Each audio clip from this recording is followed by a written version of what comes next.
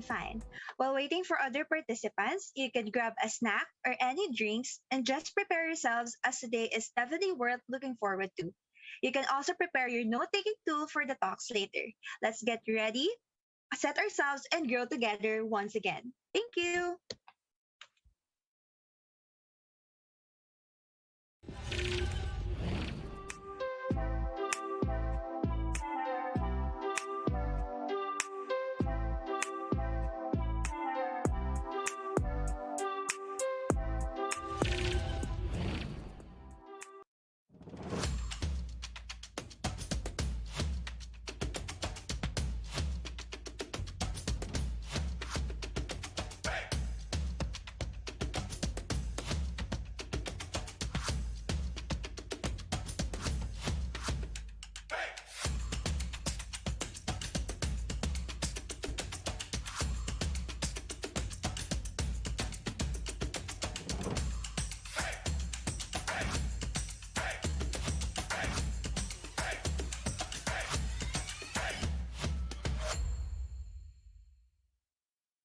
Hi, my name is Anas.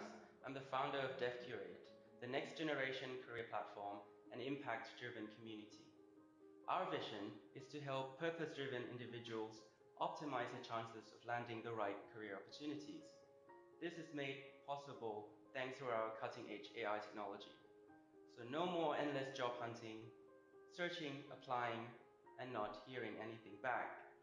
We also organize a range of impact programs, including skills development, pro bono career service, webinars, and social events, connecting people who drive change within the sector across the world.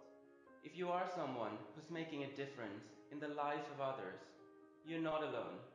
We would like to welcome you, and we look forward to being part of your impact journey.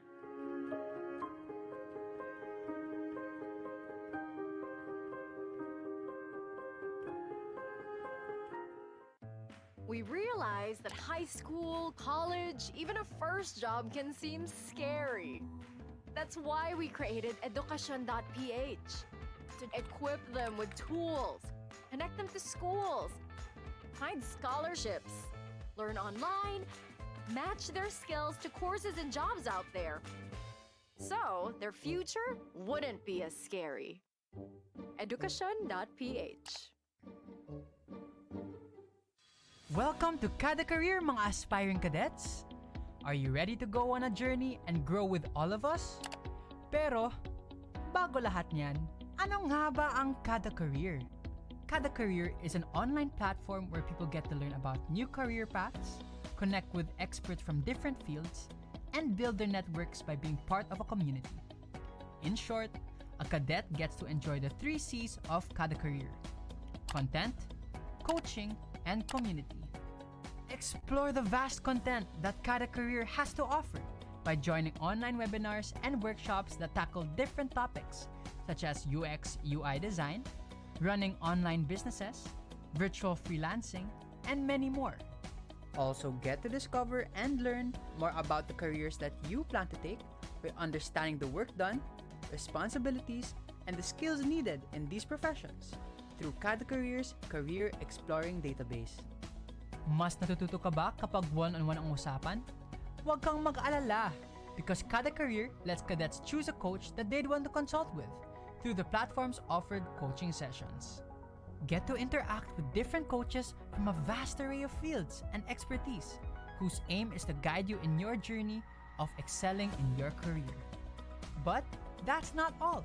Here in Kada Career, hindi ka nag-iisa because of the inclusive community that welcomes you to the platform. Get to meet and interact with other people that share the same experiences as you, as the community strives to empower one another in achieving their goals in life. O diba? Talagang sulit dito sa Kada Career dahil libre ang admission. What else are you waiting for? Sali ka na sa Kada Career and take one step closer to reaching for the stars. Kada Career. Basta career, Kada Career.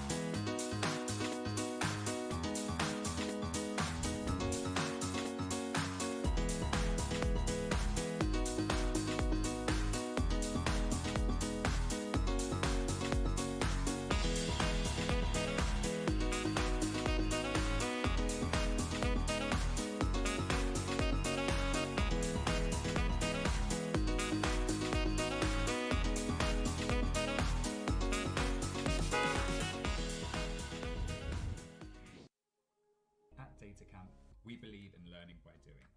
That's why we make it easy for you to grow your data skills with short video tutorials and hands-on coding exercises. And best of all, there's no downloads or complex installations required. All learning happens in browser. And the thing that makes DataCamp different? Everything's interactive. You won't get stuck watching long videos. Instead, our proven learning methodology supports you at every step of the learning journey. With DataCamp Signal, you can test your skills and track your progress. Every assessment also gives you a personalized learning recommendation, so you know exactly what to learn next. We also have content to support every skill level. From data concepts to coding, every training is interactive and broken into bite-sized chapters. You'll also receive real-time feedback and collect rewarding XP every time you make progress. If you're short on time, you can keep your skills sharp with daily 5-minute coding challenges on desktop or mobile. And lastly, when you're ready to take your data science skills up a level, there's projects, where you'll apply what you've learned to a wide range of data sets to solve real-world problems in your browser. So whether you want to become more data fluent or you're interested in joining the companies who already use DataCamp to upskill their teams, we can help you grow your data skills.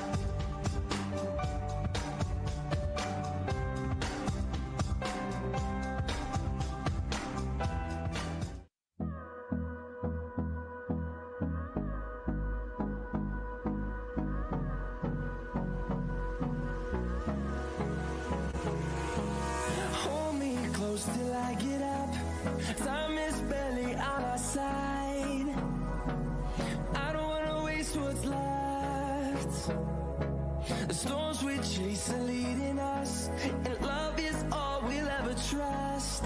Yeah, no, I don't wanna waste what's left.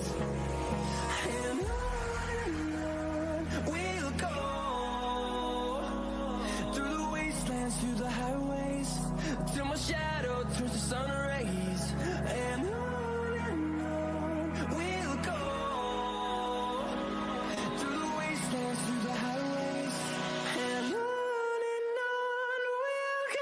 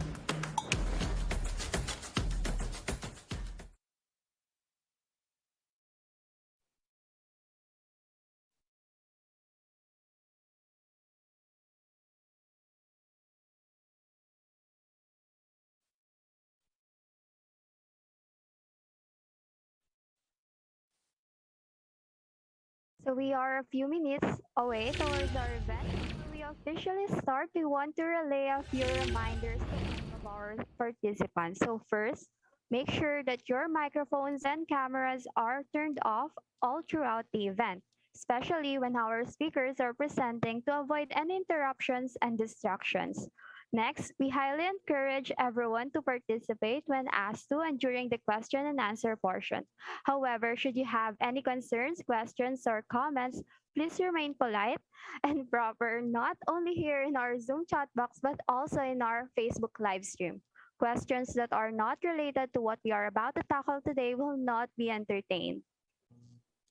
Yeah, that's right. So please take note of the reminders, guys, and practice online netiquette at all times. Nevertheless, just chill and enjoy the whole event as we have a lot prepared for you. But before that, Ready Set Grow is co-presented by Boyer Technologies, DevCreate, Education.ph, and Kada Career. We also want to take DGY Academy, Datacamp, FranchiseManila.com, Pointwest Innovation Corporations, and Engineering Wins PH for sponsoring today's event. Our utmost gratitude as well to the following GDSC chapters for being our major partners: FEU Institute of Technology, Holy Angel University, University of San Agustin, University of St. LaSalle, together with Institute of Computer Engineers of the Philippines.SE PLM chapter, PLM Computer Science Society, PLM Tugon Rescue, and UP SOCOMSci. We also like to extend our thanks to our executive media partners, When in Manila and Edge TV Philippines. Another special thanks to our media partners, GDSC PUP Manila, GDSC UP Manila, Kilos Coyut, PLM CAUB Student Council, PLM College of Engineering and Technology Student Council, PLM Society of Information Technology Enthusiasts, and VTech.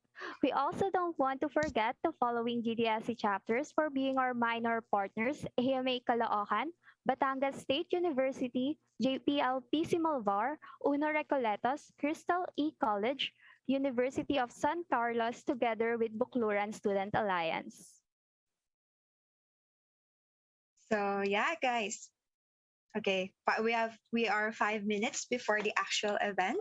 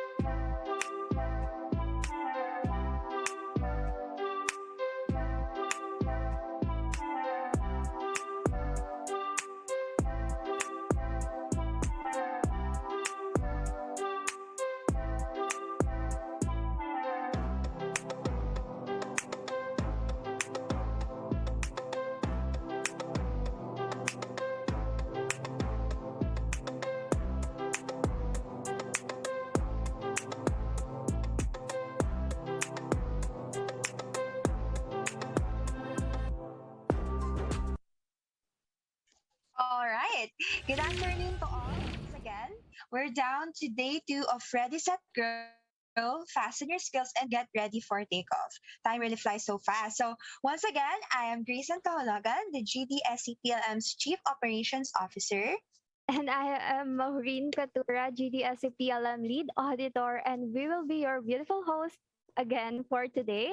So yesterday we just had the day 1 of Ready Set Grow. I'm really happy that we were able to start the Ready Set Grow week-long event with a blast. I really enjoyed my first day with this event. So first we had our opening keynote speaker, Mr. Anas Ali, discussing about the reasons why you should pursue your career while still a student. So we learned a lot of things such as the importance of having goals, and we were able to reflect on ourselves if we are in the right career path. So to be honest, I thought I'll cry yesterday because I know how difficult it is to be lost and confused of your career path. Good thing I was able to collect myself and realize that career path is not a race as you have your own pace. So Grace, what are your key takeaways from yesterday? Honestly, I also have a lot. First, with Sir Anas Ali, I really realized that you just need to start now your career until you find something that really resonates with you. And also with Sir Rafael that discussed upskilling a career and um, importance of certification, especially to those who are in the tech industry. And aside from that, I think another fruitful talk from yesterday is from Sir Raymond, which is the importance of passion project, which is doesn't need to be always within the scope of your industry that you're in, but also it can serve as a breather or something that is outside of your industry that can make you happy or that can make you feel less burned out. So yeah, so to our participants, how are you guys doing? Have you already eaten your lunch? As a friend, I hope you did because later I'm sure we'll all be stuck in our seats as we don't want to miss any part of today's session. Don't you think, Mao? Yes, I definitely agree, Grace. But before we start, let's have a little bit of attendance check. Of course, gusto ko malaman kung nandito ba talaga yung mga participants natin. So, Yes. we're curious about what is your go-to karaoke song. So send your answers in the chat and comment section, or you can go to Slido and type in the code RSGQ&A. Yes, that's right. Mahilig ba kayo mag-karaoke, guys? Oh, to be honest, actually, ito yung favorite bonding namin with my friends. Shout out to Yes, Dana, same. Benj, Angela, yes. So yeah, I think we have answers na. Kitang-kita ko kaagad yung all too well. OMG, I think most of Swiftie, us, let's ito go. talaga yung karaoke song this past few days. Feeling ko All need too well. natin That's the ng one. all too well 10-minute version. Yes. Kichi Nadal medley. Sino bang hindi kumakanta ng Kichi Nadal kapag may video? Feeling ko need natin ng sample from Grace. Wag ako. GDSC, okay, going back. Okay po. Ready, set, grow? Char. Someday by Nina. Wow, Senti. Black Parade. Yes, Anthem. Yeah, all too well. Another all too well. Some Breathless. Hanggang kailan? Yes. Grabe, feeling ko Bege. wala akong alam sa kanta. Wala bang K-pop song na kumakanta dyan? Ah, Still into you, yes. Paramore. Backstreet Boys, I Want It That Way. Yes, anthem yan na namin ng mga kabarkada ko. Yes. Kaleidoscope World. Taray. Carpenters. To Be Loved by Adele. Stream now. Oh, guys, take note. Stream now. To Be Loved by Adele. Top of the World. Ultimate tita sa karaoke song. Okay lang yan. Pagsamo. Lips of an Angel. Kamikaze para magwala. Sa iyo. By Sarah Cordero. Okay, wait lang. Flower Road, Big Bang. Yes, ayun din. Nagkaroon din. When we were young, Narda, Pulutan. Nice, taray. Mga halata talagang suki kayo sa karaoke, ah. Oh, nice. The script. Yes. Actually, ang go-to karaoke song ko is by The Script, Nothing. Oh. Eh. Bagsakan, especially pagkatapos ng exam. Actually, shout out po sa screen share namin ngayon, si Charisse. Oh. Yan po ang aming yan po ang aming go-to karaoke song. This is me, Taray. Okay, the man who can't be moved. A million dreams.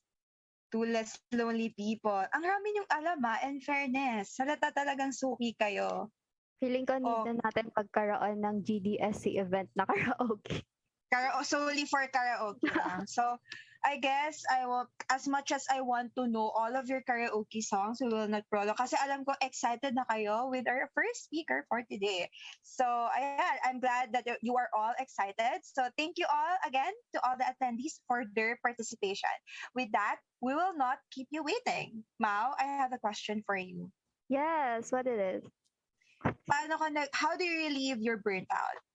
Oh, I usually spend my time watching a lot of YouTube videos. Feeling ko, yun nga, K-pop. Tapos I'm Yeah. into Valorant then. Shout out sa Sentinels. Kala ko talaga, yun nga. Another thing, I always make sure to have time to play Valorant after a very busy day. So yun, kung gusto niyong kalaro, char lang. Pabuhat. I guess that's how I relieve my stress and burnout. Sure ba yung pabuhat mo? Ay, balita ko magaling ka daw. Char! Hindi ko alam kung Okay. saan ako na yan. Okay, so ayan, kung gusto nyo kalaro si Mao, ayan na. So, PM nyo na lang daw siya. Charing! Anyway, so, I guess most of us are still struggling on burnout, right? Kasi me, myself, I'm still struggling with it. And sometimes, it is sometimes hard to make a division, especially in the midst of the pandemic. It's sometimes hard to make a division with your stress sa school and in your personal life. So, especially in the midst of the pandemic again. So, therefore, we have someone that could help us through it today. So, again, I will introduce our first speaker. She is actually a faculty in Pamantasan ng Lungsod ng Maynila and National Teachers College. She is a registered psychometrician and is currently taking her master's degree in psychology, major in clinical psychology in one of the said universities, Pamantasan ng Lungsod ng Maynila. So without further ado, let's all welcome Ms. Michelle P. Sigayo to discuss the third talk for the Ready series, Cooling Down Your Work Burnout. So let's all give her a virtual round of applause.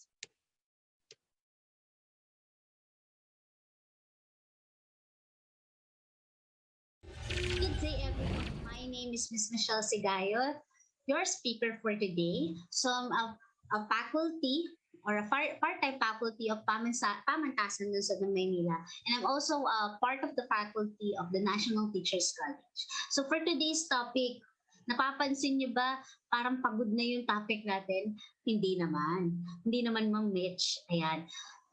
The topic for today will be talking about, or we will be talking about burnout. So how will you guys able to deal the burnout when you're already in your workplace? Lalong-lalo na kapag alam nyo na ito na yung chosen career na gustong-gusto nyo. But hindi natin maiiwasan naman, di ba, na sinasabi nila na hindi natin maiiwasan na mapagod, hindi natin maiiwasan na parang we already on the verge na ayoko na, suko na ako. Pagod na ako. Laging ganun yung linyahan no? But lagi natin tatandaan na we have different ways of dealing this one.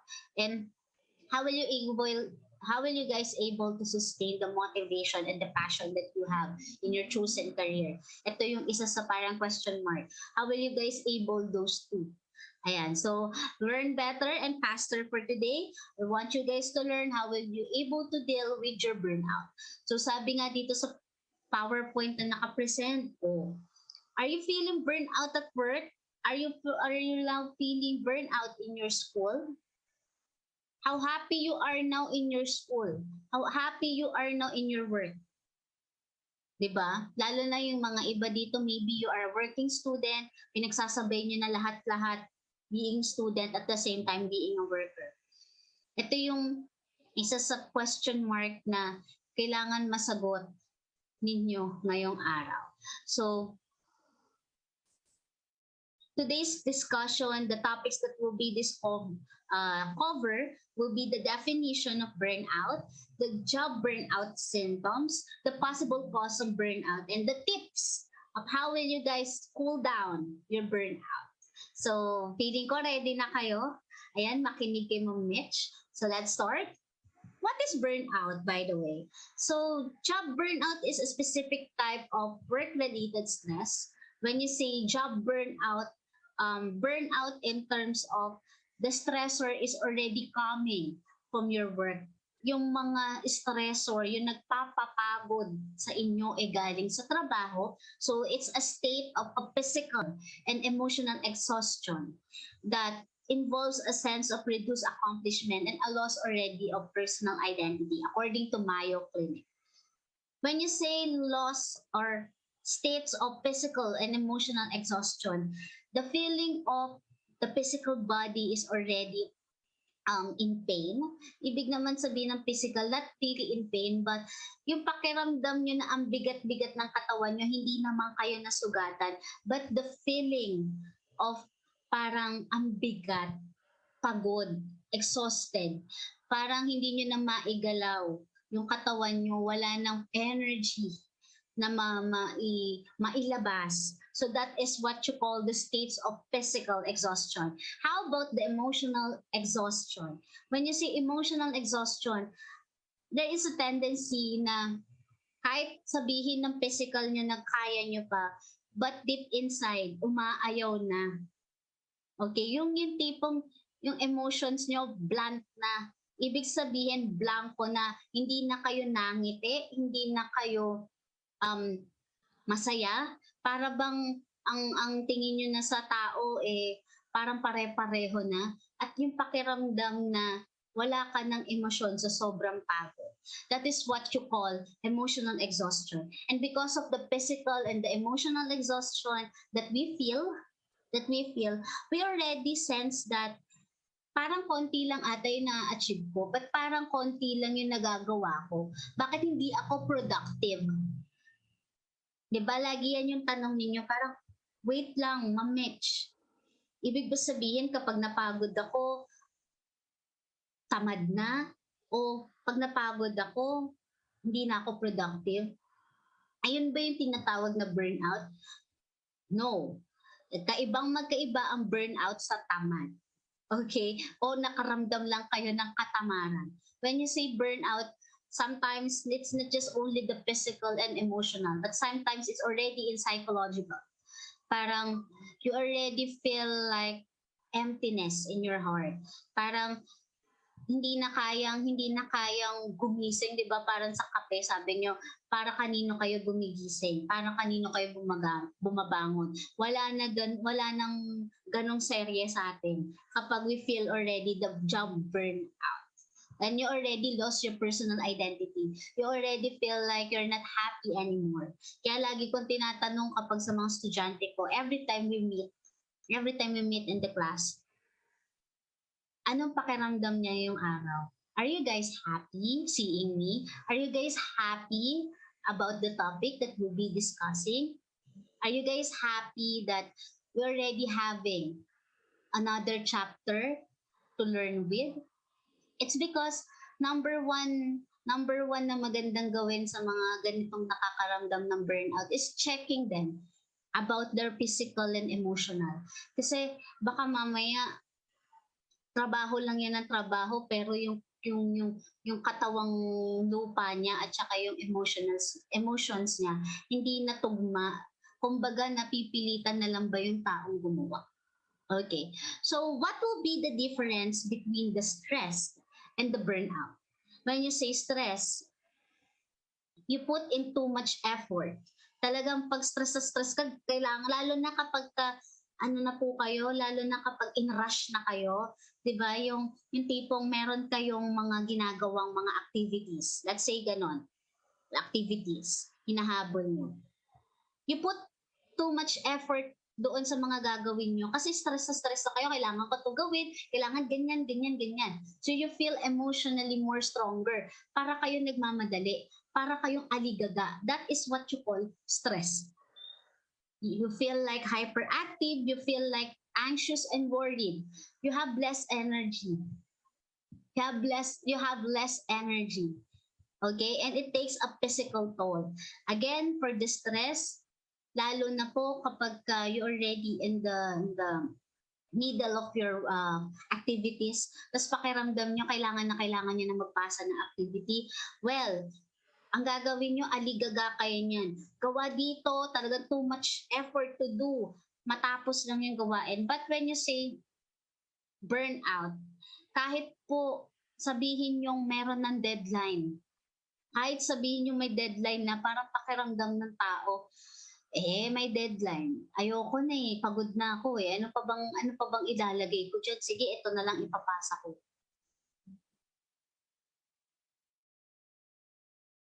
Sige, ito na lang yung ipapasa kong output kasi wala na akong maisip Blunt na nga yung emotions nyo. Kumbaga, parang di na kayo masaya, unmotivated na, parang kahit ano na lang magawa nyo.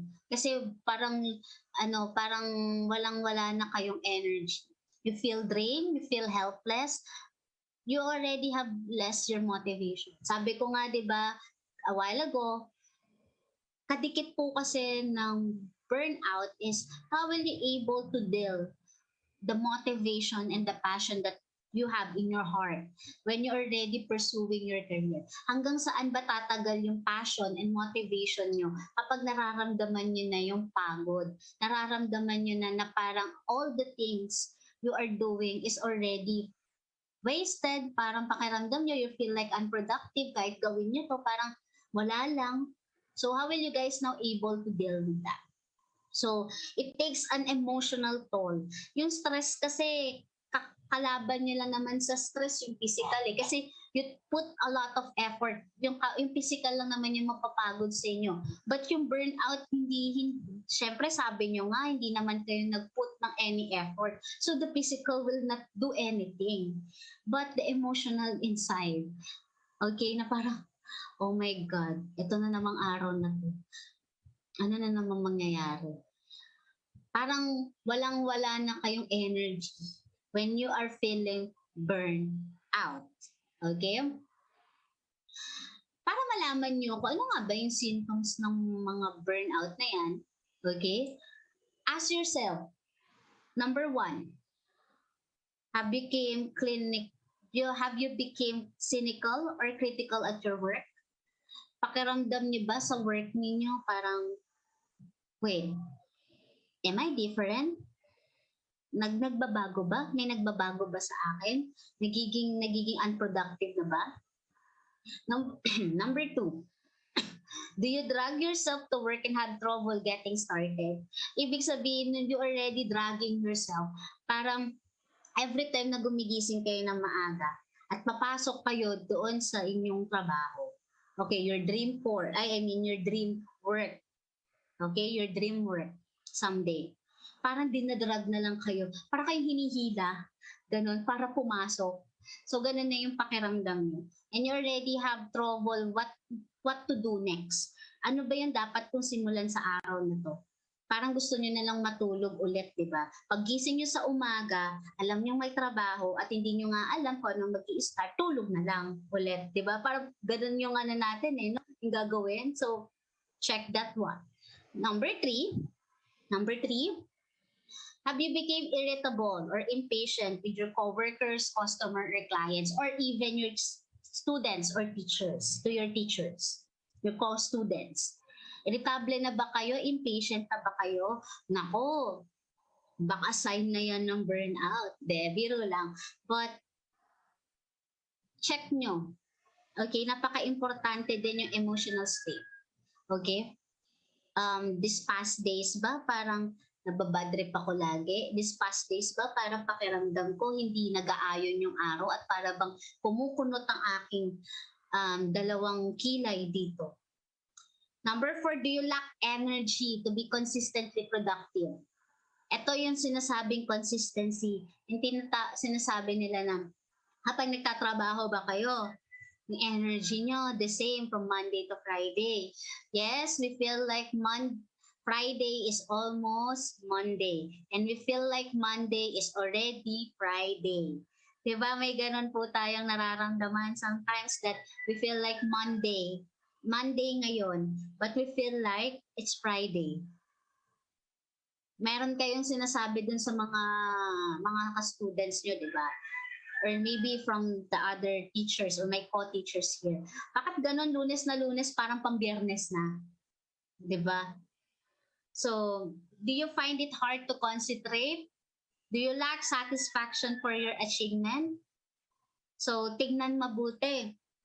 Ngayon bang this past few days ba, nakaramdam ba kayo ng hirap sa pag-concentrate ng inyong mga gagawin, ganyan. And sometimes you feel like all your achievement is hindi pa yun yung todo nyo na achievements. Parang do you feel like there is something lacking? O yan. So do you feel this disillusion about your job? Are you using food, drugs, or alcohol to feel better or to simply not feel?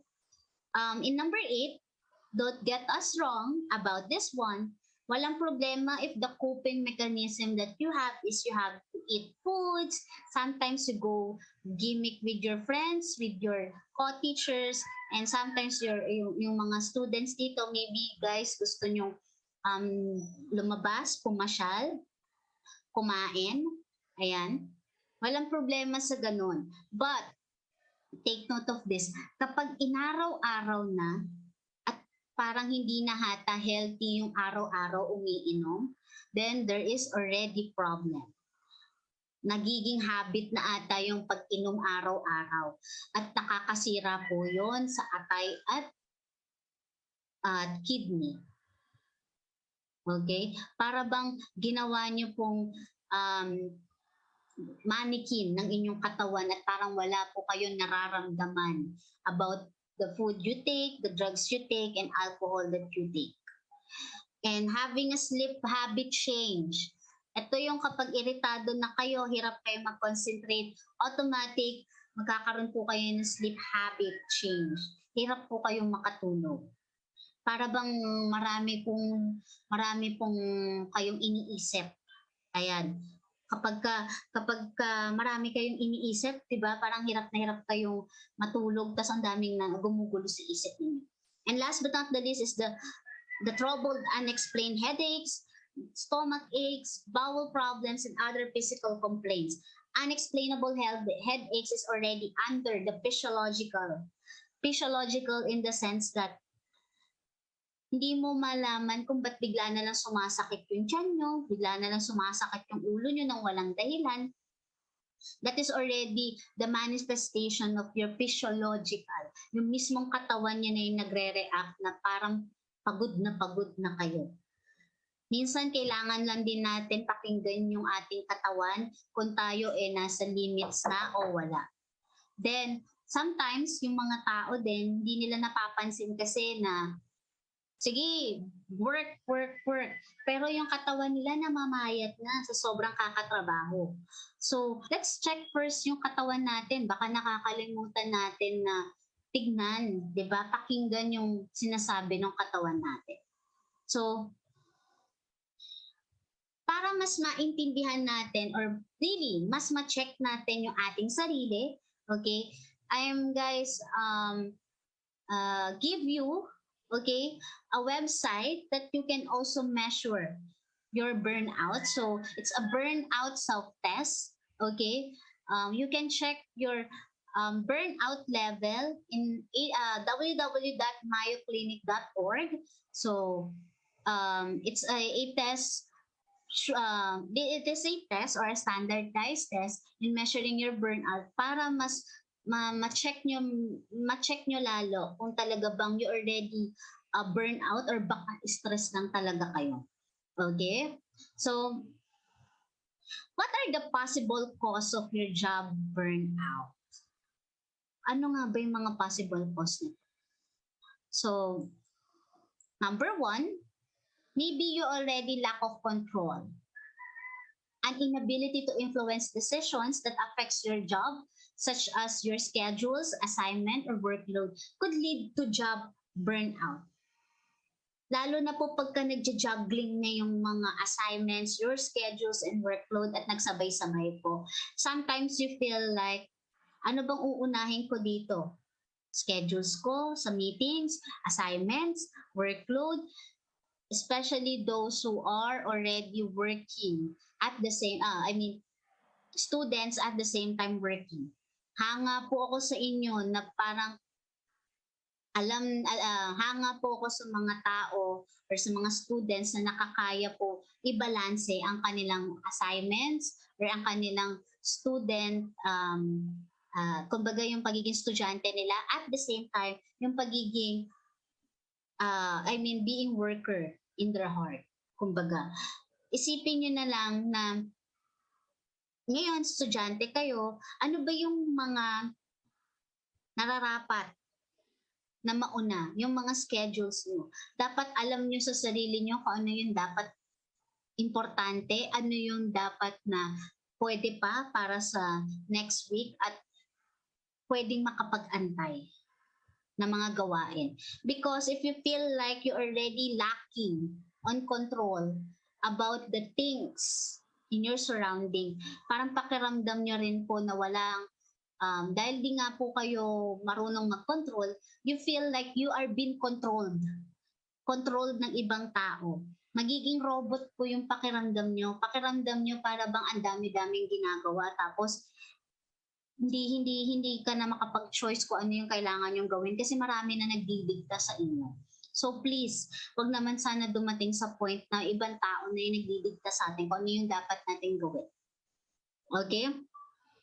Next one is the unclear job expectation.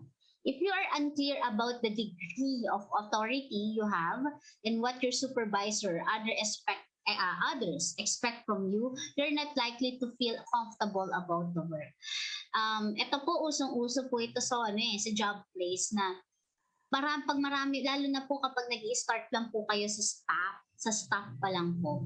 In your pursuing your career, tapos nag-start po kayo sa staff. Of course, you are expecting to behave na lahat ng supervisors nyo, di ba? Syempre, kailangan mabigay nyo sa kanilang 100% na kagalingan nyo. Di ba? Syempre, parang pabibo pa kayo niyan kapag staff kayo, pag nasa lower position po kayo ng mga or entry level sa isang company. But take note of this.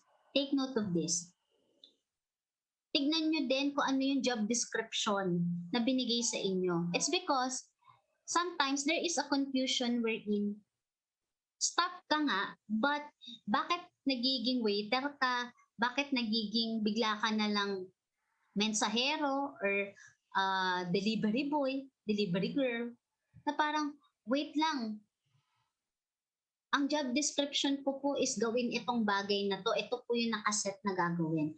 But bakit biglang nagkaroon ng another job description na hindi naman po part ng dapat ng trabaho? That is number one. That is already unclear job expectation. Lalo na pag naramdaman nyo na hindi dapat ito yung ginagawa nyo sa inyong, hindi ito yung dapat na ginagawa nyo dahil hindi naman ito yung binigay sa inyong job description. Then, mararamdaman nyo na parang there is a sort of uncomfortable in your work. Na parang, wait lang, hindi ko naman dapat ginagawa to pero bakit ginagawa ko to? Anong nangyari? Maybe, yung iba ginagawa kasi they need to please their supervisors, the authorities. Minsan nagpapabibo. But take note of this, again and again. Hindi pa pwede na lumagpas na para bang maabuso po kayo ng inyong mga employer na gawin to at gawin yan to the point na baka po ang pinagawa na po sa inyo na instead na maging staff po kayo naging bartender na po kayo bigla. Magugulat na, bartender na pala ako, di ba? Nang hindi ko alam. At naging delivery boy na po pala kayo. So hindi na pala staff ang inyong work, delivery boy na. So you have to be clear, okay, in the vision of your job description. Next one is that yung expectations sa inyo ng mga supervisor in terms of your performance. Papasok din po kasi dito yung job expectation na para bang ito lang naman po yung aking position, then yes, they are expecting that you really do your job well. But if the authorities or your supervisors already has a high standard, okay, of expectation to you, nako, kakabahan kayo. Magiging uncomfortable kayo na parang ang taas-taas na expectation sa inyo ng mga supervisors nyo. Walang sanang magiging problema doon na yes, sabi ko nga hindi mawawala na yung expectation sa inyo ng mga supervisors will be high. However, if that standards is too much for you to handle, then there might be or possibility that magiging uncomfortable kayo na teka, ginagawa ko naman yung best ko. Ano ba yung best para kay professor? Ano ba yung best para kay supervisor? Best na nga tong binigay ko. Ano pa ba yung best na hinahanap niya? So hindi kayo nagkatugma ng standard na binigay mong pinaka-super mo na at yung standard na sinet sa'yo ng supervisor niya. So maybe it may also cause uncomfortable with your workplace. Next one is the dysfunctional workplace dynamics. Perhaps you work with an office bully or you feel undetermined by colleagues or your bosses. Micromanage your work. This can be contribute to job stress. When you say dysfunctional workplace dynamics, eto na po, marami pong mga bully na mga office mates. At alam ko, dadating po yung mga panahon, mga dear students, dadating po yung mga panahon na kapag kayo ay nagtrabaho, kung marami na pong bully sa school, at kung kayo po yung bully na yan, change nyo na yan pagdating sa workplace. It's because it may also give emotional stress with your coworkers, lalo na kapag kayo po yung bully. Okay? Imagine a workplace that is full of bully, full of toxic people. Okay? Parang yung bawat galaw ninyo, tinitignan ng ibang tao. Bawat galaw ninyo, parang laging may pinag-uusapan yung tao about you. And you feel like uncomfortable kapag ganun yung nangyari. Yung pakiramdam na parang bawat galaw niyo pinag-uusapan kayo. Bawat galaw mo, bawat achievement mo, pinag-uusapan ka. Okay? And last also, idadagdag ko dito, not just only the bully, but paano ba yung management sa work? Baka may favoritism yung boss. Baka yung boss is may specific na taong ayaw niya, pinag-iinitan niya. And last but not the least, yung mga marites, di ba? Yung mga sinasabing mga chismosa, ayan, sa isang workplace. Wala sigurong masama sa pagiging chismosa, pero pag sumobra ang pagiging chismosa to the point na parang halos lahat po ay alam nyo na ang chismis from staff to supervisor, manginig po kayo. Manginig po kayo, baka po magkaroon ng mga hindi pagkakaunawaan between your coworkers, and it is also contribute with job burnout and job stress. Imagine a worker na ayaw sa kanya ng mga katrabaho niya kasi napakagaling niya. Imagine a worker na pumapasok sa office, ginagawa ang best niya, pero dahil sa kanyang physical appearance nabubuli siya, then how that person will able to work in a bully environment. So, please, respect, di ba? You know how to respect. Sabi nga, respect begets respect. So, alam natin kung paano natin bigyan ng respeto yung ibang tao. So, kung gusto nyo irespeto kayo ng ibang tao, you know also to give respect to them. Okay? And last but not the least is the work-life imbalance. Work-life imbalance, okay, hindi siya balance, imbalance. So, that is also one of the possible causes of job burnout. It's because if you feel isolated at work and yung personal life, you might feel work stress. Marami akong gustong i-share. Number one is about nakalimutan na may mga kaibigan at kapamilya. lalo na po ngayon na we are working in a work from home setup. Alam ko na there are times na dapat 8 to 5 lang ang trabaho. Pero dahil nga napapa-extend, dahil si supervisor naghabol ng working, yung pakiramdam na yung bahay natin is nagiging workplace, na dapat pahingahan natin yung bahay. Pero dahil naging workplace natin siya, the house is not hindi na natin maramdaman na yung bahay pahinga na natin. But yung bahay na meron tayo ngayon is nararamdaman na natin yung stress. Kumbaga, the same na yung stress na nararamdaman nyo sa office at sa bahay na nagtatrabaho.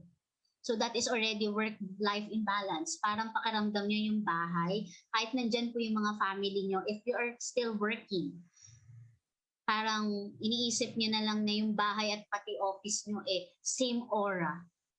Ayan. Number 2 is,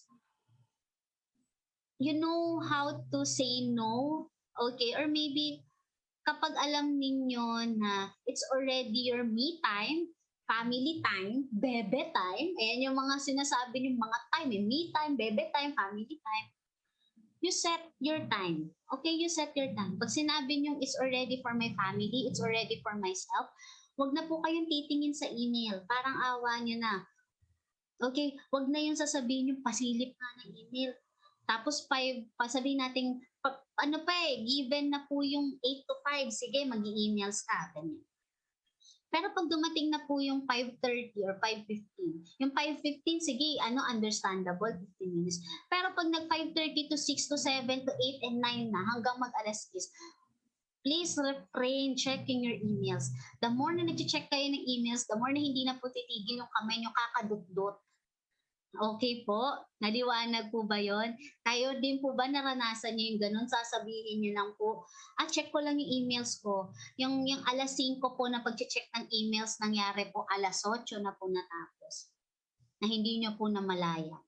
Ayan. So, work-life imbalance din po yun. Pag sinabing me time, family time, bebe time, ibigay sa kanila yung time na yun. Ibigay nyo sa sarili nyo yung time na yun. Okay? I-lesson, you know how to say no, and you know, dapat alam nyo din kung paano i-balance na dapat 8 to 5, 8 to 5 lamang ang trabaho. Okay? So, eto na. Dahil Tuesday ngayon, so let's have a Tuesday tips. Okay? So, it's Tuesday. Let's have a Tuesday tips. So, ma'am, ano bang tips? Bigyan nyo nga kami ng tips, ma'am, kung paano po ba maa-avoid yung burnout or to lessen. Sabi nga, hindi naman natin maa-avoid to. Parang araw-araw we might feel the burnout. But, to lessen, at least to lessen the burnout na nararamdaman na. So, cool down your job burnout. So, try to take the action. Get started. Mindfulness. Ano ba yung mindfulness, ma'am? You look for apps that promotes mindfulness. It could be YouTube, it could be apps in your phones, yung sa mga Play Store natin. Mindfulness is the act of focusing on your breath flow or being intensely aware of what you are sensing and feeling at very moment without interpreting or judgment. So, ibig sabihin, when you say mindfulness, ito yung try nyo po maghanap ng isang lugar na tahimik. Then, try to breathe in, breathe out, breathe in, breathe out. Okay? So, sige nga, subukan nga po natin. Okay? Lahat po ng nakakanood nito, subukan po natin. So, 1, 2, 3, breathe in, inhale, hold it, then exhale. Gamitin niyo po yung bibig nyo sa pag-exhale. Okay? Inhale in your nose, exhale with your mouth. Again, inhale, exhale. Again, inhale, and exhale. Okay. Ma'am, nakakatulong po ba to para ma-regulate yung aming paghinga, maayos yung breath flow namin? Yes, it could be one. And also in a job setting, this practices involve in facing situation, openness, patient, and without judgment. Ibig sabihin, kapag nasa workplace kayo, if you think na sobrang toxic na yung mga nasa paligid nyo, okay, try to calm yourself in 3 minutes and use the mindfulness exercise. Okay? Again, if you're already in a workplace at you feel like that is already toxic or kung may ginagawa man kayo, my dear students, at pakiramdam nyo, napapagod na, nawawala na ng motivation, sa tingin nyo, parang yung physical nyo, bibigay na, stop for a while. Okay, stop for a while, at least 3 to 5 minutes. Take and do the mindfulness exercise. Okay? So, breathe in, breathe out, okay, for at least for 3 to 5 minutes para lang po ma-release yung tension sa katawan natin. Okay? That is one of the good exercise na pwedeng sa inyo ni ma'am, ibigay, or one of the tips that can lessen the feeling of burnout in your body to release the tension. Okay? Para makalanghap naman kayo ng sariwang hangin. Nakakatawa nga po kasi yung iba, sabi, magma-mindfulness daw. O sige, mag-mindfulness. Pag nalaman mo kung saan nag-mindfulness, abay, nasa Baguio pa po nag-mindfulness. Minsan nakakatawa pero some will do that. Talagang they look for a safe place. They look for the they see not only safe place but yung quiet place, they can do the mindfulness. And sometimes ito nakakatulong din pong mindfulness na to kapag pupunta po kayo sa mga lugar na hindi niyo pa napuntahan. Parang iba po yung pakiramdam na nakaalis po kayo sa city, nakawala po kayo doon sa mga paligid niyo na puro trabaho. So, 'di ba? Lahat po tayo gusto nang lumabas, 'di ba? Dahil nga po lahat tayo nakakulong ngayon. At alam ko po ngayon pwede nang lumabas ang 18 pababa and naka-alert level 2 na po tayo. So alam ko na iba dito nakakagala na. So pwedeng gumala, kalmahan lang po sa paggala, safety measure pa rin po and protocol, sumunod pa rin po tayo. But try to go outside. Try to look for a different place that you feel the new environment, the quietness of the new environment, the vibes of the environment, and do the mindfulness exercise.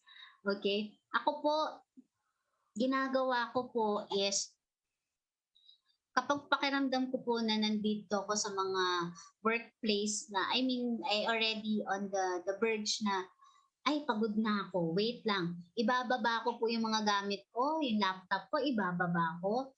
I go for a place wherein I can breathe in. Yung mararamdaman kong makakahinga. Yung mararamdaman ko na nakaalis ako sa toxic na place na meron ako. So, you can do that, guys. You can do that. Next one is be consciously present. And you say consciously, be aware. Be aware, ha? Be aware on what you are doing. Avoid multitasking. Please. What is multitasking? Ito yung sinasabi kasi sa akin dati. Diba? Ma'am, there's such thing as multitasking. Kayo ba naniniwala kayo may multitasking? When you guys ask me, okay, actually, there is no such thing as multitasking. Magaling lang po tayo magkaroon ng selective attention. Ibig sabihin, maganda po yung attention span natin. We're not doing multitasking. When we do things at the same time, we try to shift our attention to another one in a quick seconds. Ibig po sabihin ni Ma'am Mitch is, kayang-kaya po pong tumingin ng cellphone ngayon habang ako po nagsasalita. But, it's just only a span of a seconds. Titingin ako sa cellphone ko, but my attention is already on the phone. Wala na po yung attention ko sa inyo. But after checking my phone at babalik po ako sa attention ko sa inyo, ibig sabihin, magaling po akong mag-set ng attention. Ibig sabihin, I can do focus of attention in both two things, not multitasking. When you say multitasking po kasi, dapat pareho nyo po nabibigyan ng pantay na attention yan at pantay nyo pong nagagawa left and right. Equal po dapat yung ginagawa nyong focus dyan. But no, there's no such thing as multitasking. Kaya in psychology, we are doing attention span. We are doing selective attention. Magaling na magaling po tayo dyan. Let's say, for example, may dalawa po kayong gagawin. Mag-check po kayo at the same time, gagawa po kayo ng lesson plan for the teachers. You are doing your lesson plan at the same time, you will be checking the paper of your student. Mangangarag po kasi si teacher kapag dalawa po yan gagawin niya at the same time. At wala po nakakagawa na habang yung left niya nag-check, yung isa po gumagawa. Wala pa po ako nakitang gumawa ng ganun. Unless the span of your attention is mabilis yung pag-shift nyo ng inyong attention. So, again, avoid multitasking kasi wala nga pong nakakagawa ng multitasking, but we are all good in giving selective attention to everything that we are doing. So please, avoid multitasking. Kung gusto nyo talagang matapos yung mga gawain nyo, you know how to rank them according to needs and according to urgency. Okay? Get in touch with your senses. If you feel like your body is already stating that you need some rest, pakinggan nyo yung katawan nyo. Huwag po matigas ang ulo. Pag sinabi pong kailangan ng tulog at yung mga mata nyo po nagtutuwik na, kailangan na po natin matulog. Okay? In a workplace situation, okay, kung my dear students, not only in your workplace situation, pag nag-work na kayo at the same time ngayon, habang kayo nag-aaral pa lang, pag alam nyo na sobra-sobra na yung oras ng inyong ginawa sa maghapon, please make sure pakinggan nyo po yung inyong katawan. Kung kailangan nyo na po ng sapat na tulog, kailangan nyo pong itulog. Okay? Huwag nyo pong gawing tubig ang kape. My dear students and my dear teachers, huwag pong gawin tubig ang kape. Ayan, lalo na po kapag may mga high blood, lalo na pag may mga nervyoso at nervyosa kayo. Okay? Huwag nyo na pong itry na gisingin yung senses nyo to the sense na parang manhid na po kayo. Hindi po yun yung sinasabing get in touch with your senses. Nagigisingin nyo pa po yung senses nyo gamit ang kape. But when you say get in touch with your senses, please know what your body wants to do. Okay? Pag gusto po ng katawan ninyo at gutom na, gusto kumain. Pag gusto po ng katawan na magpahinga, at pag gusto ng mata matulog. And veer away from distractions. If you're doing something, guys, at least try to avoid distractions. Paano naman kayo mga matatapos mga anak kung, 'di ba? Kung my dear students, paano naman kayo matatapos kung nag-ML kayo at the same time you're listening to your teachers, at the same time you are doing your assignment or activities? Napakagaling po pag nagawa niyo yun. 'Di ba? Napakagaling. Pero may natutunan po ba ang mga estudyante? Wala. Okay? Kung gusto niyo po talaga matapos yung gawain ninyo, kung pwede pa pong, or kayang-kaya pa pong isang tabi na hindi muna mag-ML ng isang oras, baka kaya naman po, di ba? Kaya naman pong ilagay mo na ang phone sa malayo sa'yo at gawin yung mga dapat gawin. Okay? And next one is evaluate your options. Discuss specific concerns with your supervisor. Maybe you can work together to change expectation or reach compromises or solution. Try to set goals. Okay? Try to set goals for what must get done and what can wait. So evaluate your options. Kapag may mga problems kayo na i-encounter, kung may mga problems po kayo na i-encounter or concerns with your supervisors, try to work hand in hand with your teachers. Go work hand in hand with your supervisors. Hindi naman po yan mga nangangain. Kaya nga po sila supervisors and teachers is to provide guidance with you guys. Okay? So if you think na kaya mag-compromise doon sa expectation tsaka doon sa mga dapat gawin, go. Walang magiging problema. Okay? Walang magiging problema kung tayo ay magiging open lang sa mga tao. Okay? Next one is the seek support. Whether you reach out to coworkers, friends, and loved ones, support and collaboration might help you to cope up. If you have assistance to our employee assistance program, take advantage of it. Seek support. Kaya po napaka-importante ng mental health and your support system na tinatawag natin. It's because they are the one who can calm you. They are the one na sinasabi nyo yung shoulder to cry on natin, di ba? Lalo na kapag we already want to enjoy life, me time, family time, coworker time. So sila po yung mga tao na makatutulong sa atin para mas gumaan at mas maramdaman ng ating maramdaman natin emotionally na may mga tao pala nagso-support at nakakaintindi sa ating mga nangyayari sa buhay. Try a relaxing activity. Wag po sabing stress activity, but relaxing activity. Explore programs that can help with stress such as yoga, meditation, or tai chi. Oh, mga co-teachers ko po, sino na po dito nag-membership na ng Zumba? Zoom as in Zumba. Ayan po, virtual Zumba. O sino na sa mga dear students, sino na dito ang mga member ng mga yoga class, online yoga class. Ayan, meditation class. Ayan, lalo na po yung mga co-teachers ko. Some of my co-teachers already enrolled with Zumba,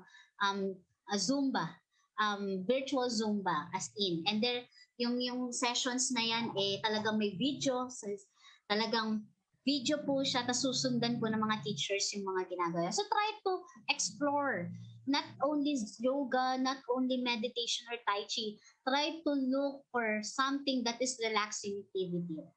I have this student. I have these students, not students, but a teacher. I know this teacher na nagko-crush, na gaganchilyo. At the same time, teacher po siya. At the same time, she is also a student for masteral. So sabi ko, wow, ang daming oras. Sabi niya, no ma'am, I just only give my time or give myself time to relax. So yung paggaganchilyo po yung kanyang naisip na way to relax herself. And yung last Olympics po, yung meron po kasi tayong, there is a known Olympic player, okay, na habang nanonood po siya ng Olympic, naka-gold medal po siya. Tapos hindi po siya yung nakasalang doon sa game. Din po siya nagaganchilyo. Sabi ko nga po parang maganda po ata magganchilyo ngayon. Ma'am, ano pa yung relaxing activity bukod po sa paggaganchilyo? Sino na po dito sa mga co-teacher ko and students, may mga anak na pong plantito, may mga anak na pong halaman. Ayan, so yung mga plantita natin dyan, kaway na dyan. Ayan, so being, trying to do relaxing activities such as planting trees, yan. Okay, yung pag-aalaga ng mga halaman. Na isa din pong activity para ma-lessen yung ating burnout. Parang when we're doing or trying to look for a relaxing activity, nare-release din natin yung tension sa katawan. And another thing is that we're already learning for another skills. Di ba maganda yon? Na at the same time, nakaka-relax na, nare-release yung tension. At the same time, we're already learning different skills. We're already gaining new skills. Di ba? And during this pandemic, a lot of people inside house, sabi ko nga sa kanila, try to look for a certain activity that you can do while you're already while we are in the quarantine situation para ma-lessen yung burnout, para ma-lessen yung stress, and get some exercise again for a Zumba. Regular physical activity can help you better, guys, to deal stress. It can also take your mind off to work. So every morning, kahit man lang 30 minutes na stretching, you can do that. And get enough of sleep. Sleep restores well-being and help protect your health. So sabi ko nga, pag kailangan ng katawan ng tulog, matulog. Okay? At pakinggan yung katawan. Kapag kailangan na po ng tulog, please, pakinggan niyo po yung katawan ninyo na kailangan na talaga niyang matulog. And last but not the least, engagement in hard work. So manage your work schedules. So how will you guys able to manage your schedules? Ito yung magandang next tips ni Ma'am Mitch. So alam ko na magusto niya na po, 'di ba, mag-Christmas. Kahit November pa lang po, Christmas is fast approaching. Do you want this gift, guys? Ako lang ba yung gusto neto? Planner. Ayan. Sino dito po mahilig ang planner? Ayan. Planner will help you guys to organize your schedules. Planner has a number, has a date. May nga nakasulat po dyan kung paano ninyo i-organize yung inyong mga gawain for the whole day, for a month, and for a year. 'Di ba? So, sino na po dito yung laging pumupunta ng Starbucks, nangongolekta na po ng mga stub para lang po maka-avail ng Starbucks planner. At ang nakakatawa po, dahil sa ganda po ng planner, this one, the planner below the Starbucks, it is a Mercury drug planner. Sabi nga ng iba sa sobrang ganda ng Mercury drug planner na to, lahat po ata ng pumupunta sa drugstore inuubo bigla para lang makabili ng gamot at maka-avail nung sticker or points na kailangan maka-avail lang ng Mercury drug na ito, na planner na ito. So nakakatawa. So etong mga to, ma'am, paano ba makaka-help yung planner na to? In your planner, try to do the time management matrix of Stephen Covey. Ma'am, what is the time management matrix of Stephen Covey? So this could help you guys to know what is important and urgent. This will help you guys to know what is the things that is very important and not urgent. And this will sort out things doon sa mga not important but really urgent, and yung mga hindi importante at not urgent. So, kung gagamitin niyo tong matrix na to, okay, if you guys do this matrix and you do this in your planner, I think magagamit niyo ng maganda ang planner niyo ngayon. Hindi lang maganda ang planner, kundi maganda din ang laman. Ma'am, how students and teachers and other people can use this time management matrix? Sa isang araw, isulat niyo po na sa isang papel lahat ng gagawin niyo. List all the things that you want to do in a day. As in a day. Pati po yung mga gawaing bahay, ilagay niyo na po. Okay? Pati gawaing bahay, ilagay niyo na po. Then, try, okay, to put them in this quadrant and try to sort out them according to this quadrant, at doon yung malalaman. Okay, itong activity na pala na ito, urgent and napaka-important. Ito pong activity na to, pwede pa pala itong pangmamayang hapon. This will help you guys to know what needs to go first. Kung ano yung una yung gagawin dapat sa umaga. Okay? And just like planning and doing your assignments, and for my co-teachers, doing our planning doon sa mga gagawin po natin sa pang-isang linggo, time management practice will help you guys to sort out things para po magkaroon tayo ng magandang time management. Okay? So nakapansin nyo naman po the urgent and importance yung mga activity dito is somehow the deadline driven, mga importante talaga yung pang life to death situation, pressing problems. And quadrant 2 is about importance but not really urgent. So planning, recognizing new opportunities, relation building. So importante, yes, but not really that urgent.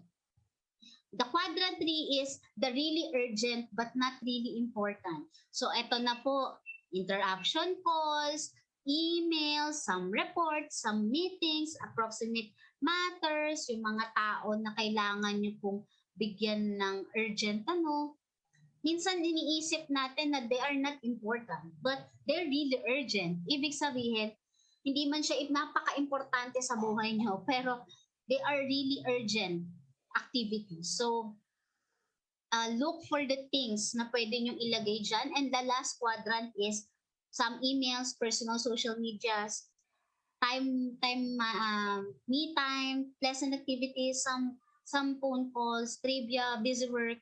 Ito yung mga not important and not urgent. Maybe may mga bagay kayo na hindi naman sobrang importante at hindi naman talaga kailangan at nakakapag-antay. So, ilagay nyo dito lahat. Okay? So, I hope guys, natulungan kayo ni Ma'am Mitch dito sa ating topic that we discussed for today. So, remember guys, a friendly reminder, doing your best does not mean working yourself to the point of a mental breakdown. Again, doing your best does not mean working yourself to the point of a mental breakdown. Alam nyo, dapat pakinggan ng katawan, alam nyo pakinggan ang mental at ang inyong emotional. You know what is good for your heart, for your physical, and for your mental. And I think that's all for today. And tingnan nyo nga yung memes dito, newly qualified social worker. 'Di ba? Bagong-bagong hire, 'di ba, sa mga trabaho. You are fresh pag na bagong hire kayo. Pero after a year, ayan na, yung worker naging naging parang sobrang haggard na. So wag naman sana po tayo dumating sa point na para po tayong magagandang hinire. Tapos after 3 months or 6 months, para na po tayong nagtrabaho ng 10 taon. Ayan. So please be healthy always, be fresh always, okay? And always stay motivated in your workplace. So thank you for listening, guys. For questions and clarification, you can email me, guys, at mitchsigayo@gmail.com. That's all for today. Thank you very much, guys, for inviting me here. And thank you for listening to my talk.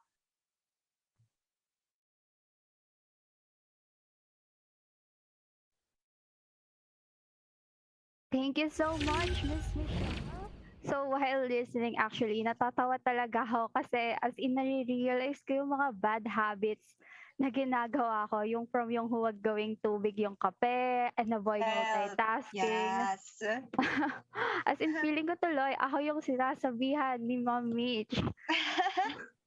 So for me, I get easily overwhelmed din ng mga various tasks sa school, academics, sa organizations. Kaya parang saver for me talaga is yung Notion to-do list ko. Tama nga, yung time management, importante talaga. Kasi alam ko naman na if I get too overwhelmed, nagpa-pile up yung stress, tapos it might lead to breakdown talaga. So I think some people can relate to me, lalo na it's really hard for everyone ngayong online classes. That's why I think mas naging relevant din yung self-care amidst the pandemic. So we need to look out for ourselves. Please always be mindful of your state ng mental health and make sure to stay healthy. So how about you, Grace? Actually, same sentiments din with you, Mau. And then, I agree talaga. Parang feel ko ako yung pinapatamaan kanina sa to. Kasi, yun nga, yung most of the, like, yung mga bad habits is, nagagawa ko talaga siya. And sometimes I find it hard to stop. Especially yung sa kape. Kasi, very, Very coffee person kasi ako. So parang Same, every now same. and then, kailangan ko ng kape. Pero yun nga, felt ko din yung part na yung sa Notion kasi parang yung motivation ko na lang this past few days is di bale ng maraming deadlines pa sa magandang Notion ko. Charot! Joke lang! Ayan, so, yun nga, pero I'm not gonna lie, I constantly feel burnout as well in a way na sometimes in some work, I feel na I can do more, pero I'm not in the right state of mind to really exert that much effort, which is why I try to work out by going out with my friends or treating myself with good food, ganon, chika-chika with sa family and such. So ayun lang naman yung for me. So yeah, that's basically it. Sadly, we won't be having a question and answer portion for Miss Mitch, but we do hope that you were able to learn something about Miss Michelle's talk. If ever that there's a question that you really want her to address, you can send us a message on GDSC PLM's Facebook page and we'll relay your questions to her. So yeah. So before we get into the next speaker, let us first give thanks once again to our following sponsors. So Digi1 Academy, Datacam, FranchiseManila.com, Buyer Technologies, Pointless Innovations Corporation, and Engineering Means PH for sponsoring today's event. So Grace, ako naman yung may tanong sa'yo. Okay, go. G. Actually, medyo obvious question to. Kasi alam natin na like Gen Z tayo. So yun, do you enjoy social media like Facebook, Instagram, or Twitter? So what are your thoughts about social media? I think out of all the social media platforms that you mentioned, siguro sa Twitter ako pinaka-active. Ayun, doon ako palagi. Pero kasi sa social media, I see it as something as a necessity kasi yun yung connection ko. Especially ngayon, we're in a virtual setup. Yun yung connection ko even sa class, sa professors, sa classmates. So, ayun, yung parang a necessity siya during this time. So, yeah. Actually, parang same lang din tayo. As in 24/7, ay parang di na natulog. Lagi akong nasa cellphone, Twitter, Facebook, tamang scroll lang. But yeah, are you familiar naman with the business social network called LinkedIn? Like, may account ka na ba doon? I do, pero hindi ko siya masyado ginagamit. Pero I'll try to maximize the use of it soon naman. Yeah. So how about you, Mau? Actually, ako rin. I also have a LinkedIn account, like as in 2 years na ata or a year ago. Pero yun nga, hindi ko na nga matandaan kasi hindi ko na nga kasi nagagamit. Feeling ko may mga cobwebs, spiders, at kung ano man dahil hindi ko na nga nagagamit. I'm really inactive since I'm not familiar with how to use it properly. Tapos parang, di ba nakaka-intimidate ang LinkedIn? Yeah. So, in line with our discussion, we invited speakers that will help us with our dilemma. So, for our next speaker, he is a country manager that heads the People's Operations Team in Air Tasker Manila. He is also a human resources leader that is skilled in strategic HR, internal consulting, coaching, and HR policy making, labor relations, contact center, shared services, and organizational development. So without further ado, let us all welcome on our virtual floor Mr. Carlo J. Plata to discuss starting and building your career at LinkedIn. Let's give him a virtual round of applause. Hello, everybody. Good afternoon. Can you hear me clearly? Yes, loud and clear. Awesome. How are you, people? I feel so young because I'm in the company of super young people. Nah. Goods lang po kami. I love it. I am gonna share my screen. I hope it's okay because it will stop the other person's screen sharing. Good. Okay. Awesome.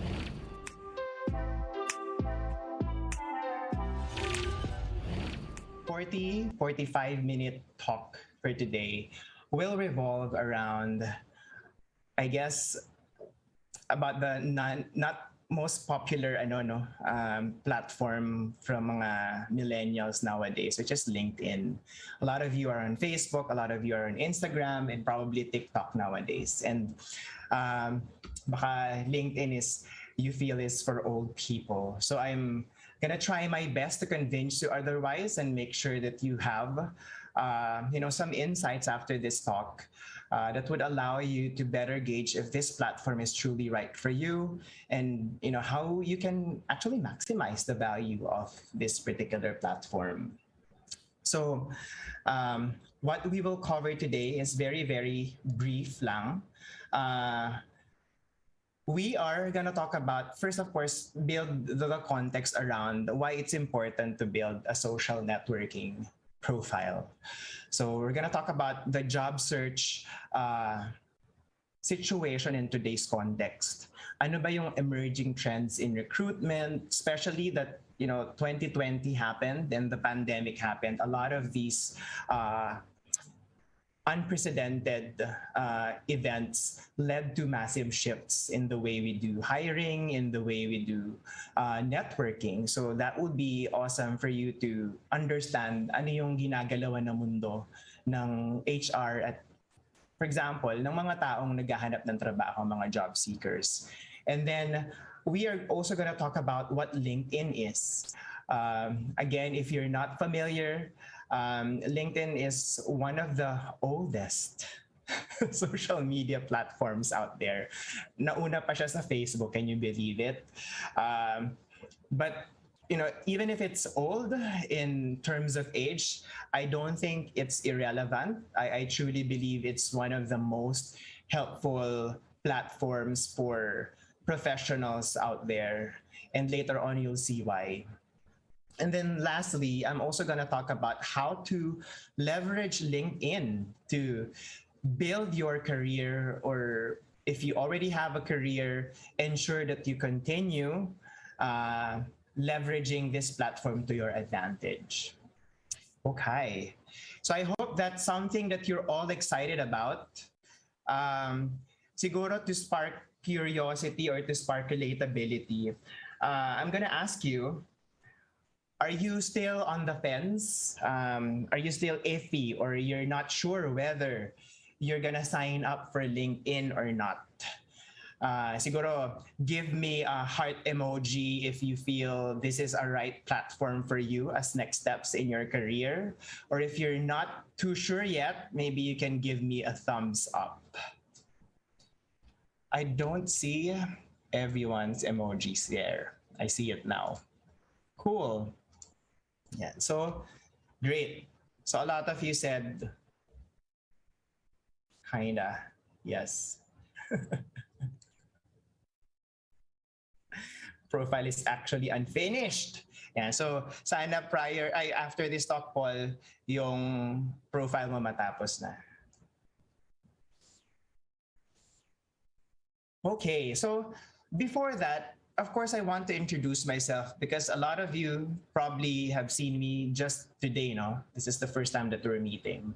So my name is Carlo, and I am a country manager for Airtasker. So Airtasker is not available in the Philippines. It's actually a startup based in Australia. So it's a tech platform basically providing taskers and posters a way to meet.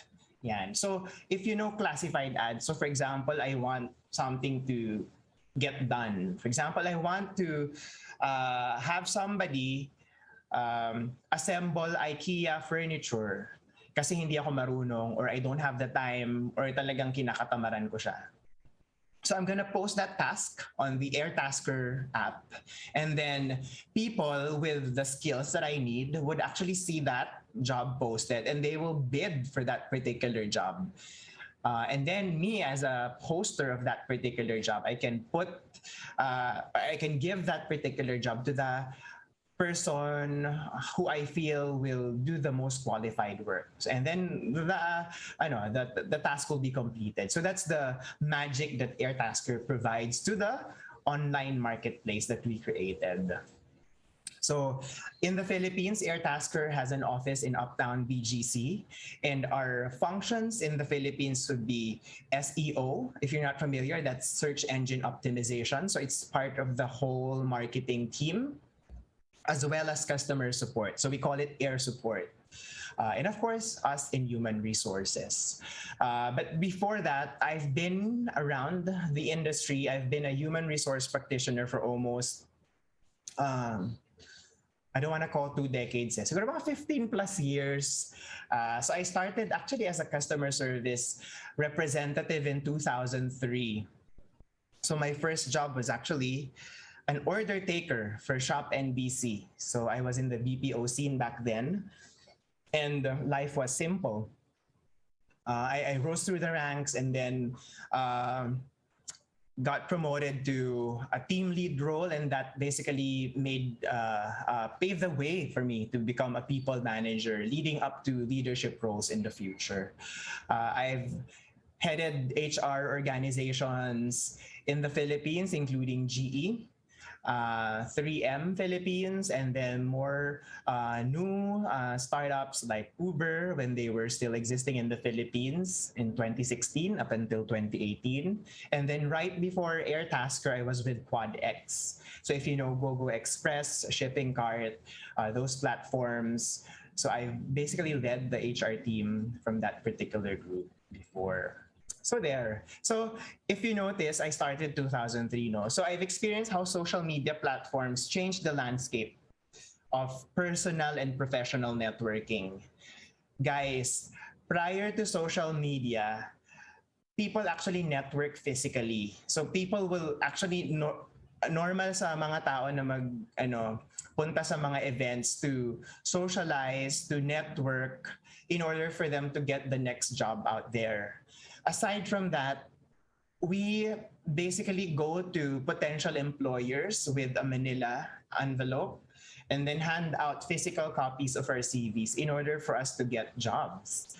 So dati sa Makati, if you look at the sidewalks, makikita mo dyan yung mga job seekers, sila yung mga may hawak ng folder, mga envelope, kasi may mga nakaprint na CVs doon, and they would walk through the blocks of Makati to get that job that they want. So of course things have changed since that time. Aside from, of course, classified ads, we've moved to a more progressive way of looking for jobs and posting for jobs. But before that, it was Friendster and Multiply in the early 2000s. So unfortunately, I was part of that era. So I was actually a user of both platforms up until the dawn of Facebook, Instagram, and of course, LinkedIn. So my experience, I hope I can share with you today so that you have an idea what LinkedIn is about and what you can get out of this particular platform. Okay, so let's get right into the meat of our discussion. So it's needless to say, job search nowadays is hard. But I guess that's being neutralized by certain forces like technology, diba? So landing a job and building a career nowadays has become more complex. Both opportunities and threats arise just because of the fact that there are situations beyond our control.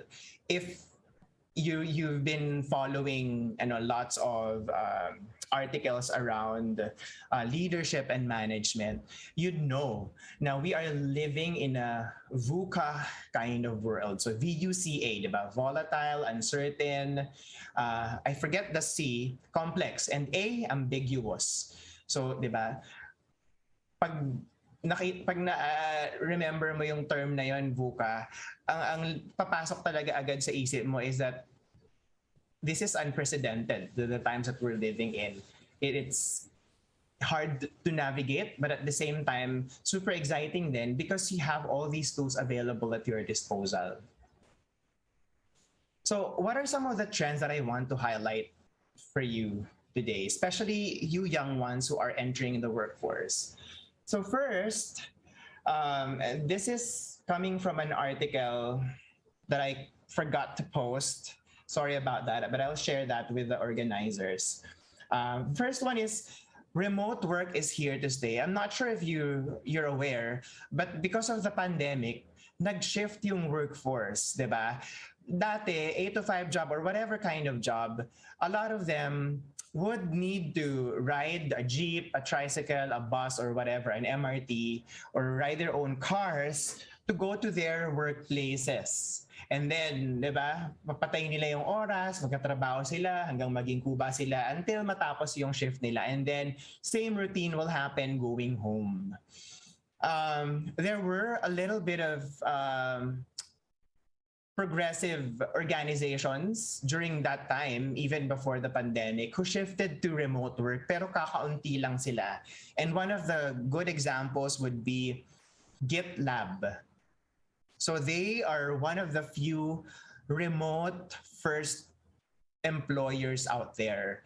And what I mean by remote first is that they actually have employees who are scattered across the globe na nagtatrabaho on a day-to-day basis using remote connection. So virtual yung workplace nila. So they can work sa bahay, they can work sa beach, they can work sa cafe or whatever. Ang important is that they get the job done. Diba? They, of course, have headquarters. They have, I think, offices in the States as well as in Europe, but that is primarily places for collaboration and networking. So they go there once a week, once a month, or once a quarter to meet and collab with their folks, with their co-workers, not really for the job to get done. That happens elsewhere. What's important is that their output is provided, it's given. Now, of course, the pandemic changed the entire working landscape, and nowadays it has become the norm. So lahat tayo nag-work. So even me, I'm sitting right in front of my laptop and my monitor based here in Nuvali, in Laguna. And I'm talking straight to you guys wherever you are in the Philippines, regardless of, the distance. So that basically has changed the way we're doing things. Next, recruitment automation is becoming more common practice. So in the past, yung mga recruiters, yung mga talent acquisition specialists, they would literally sift through an entire pile of CVs in front of them. So the mailed-in resumes or biodata or CV that come their way, they usually paper screen them. That's the term that we use, paper screen, to know whether that particular candidate passes the first stage of screening and goes to the next stage of screening, which is usually an interview. Okay? So now, hindi na ganon.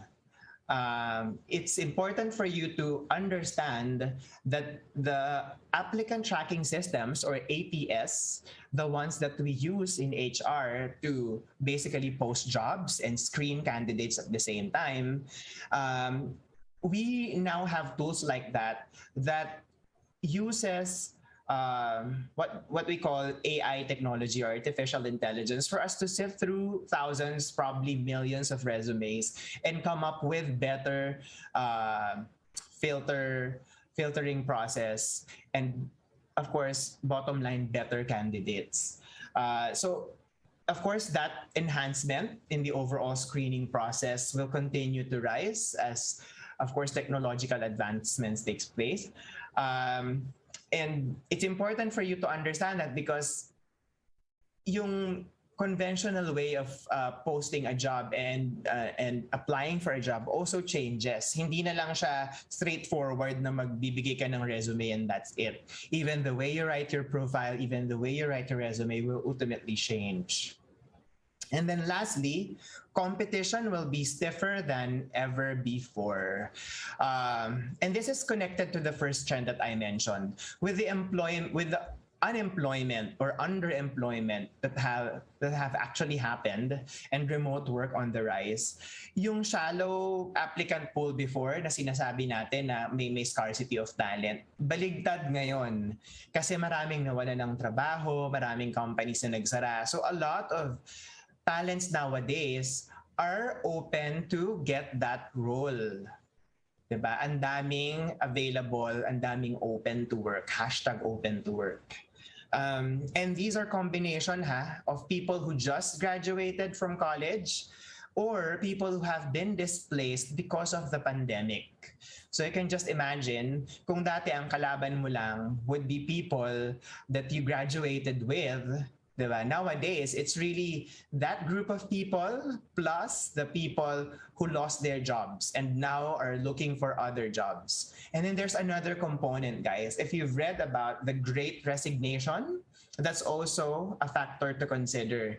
So the Great Resignation simply means that because of the pandemic, some analysts predict na magkakaroon, or in fact nasa middle na tayo nung phenomenon na yon, na nagre-resign and looking for other meaningful jobs out there. Parang this particular situation has opened their eyes and their minds that there must be something better for me to do than this shitty job that I'm doing right now. So because of that, ang dami mo ngayon kalaban sa workplace getting for that, vying for that next job. So there, I hope I'm making sense. I hope this clearly paints a picture of what to expect once you graduate, once you become part of the labor force. Okay, so we now go to the heart of this particular topic, which is talking about LinkedIn. So this is everything that you need to know before creating a particular profile. And hopefully by end of this presentation, you actually are convinced in creating one. So this is a meme that you usually find on the web. Diba? When you are maybe serious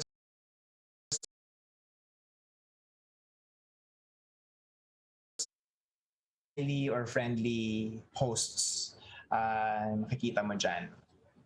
Of course, Instagram is for the photo geeks and lovers of really nice creatives, diba? And then Tinder, of course, for you to get another person to get interested about you. Yeah. So ganyan na stereotype yung mga LinkedIn users. And probably there's some grain of truth to it, but not quite, because this particular meme doesn't completely capture the entirety of what LinkedIn can provide you. Okay, so what is LinkedIn? It's the world's largest professional networking platform.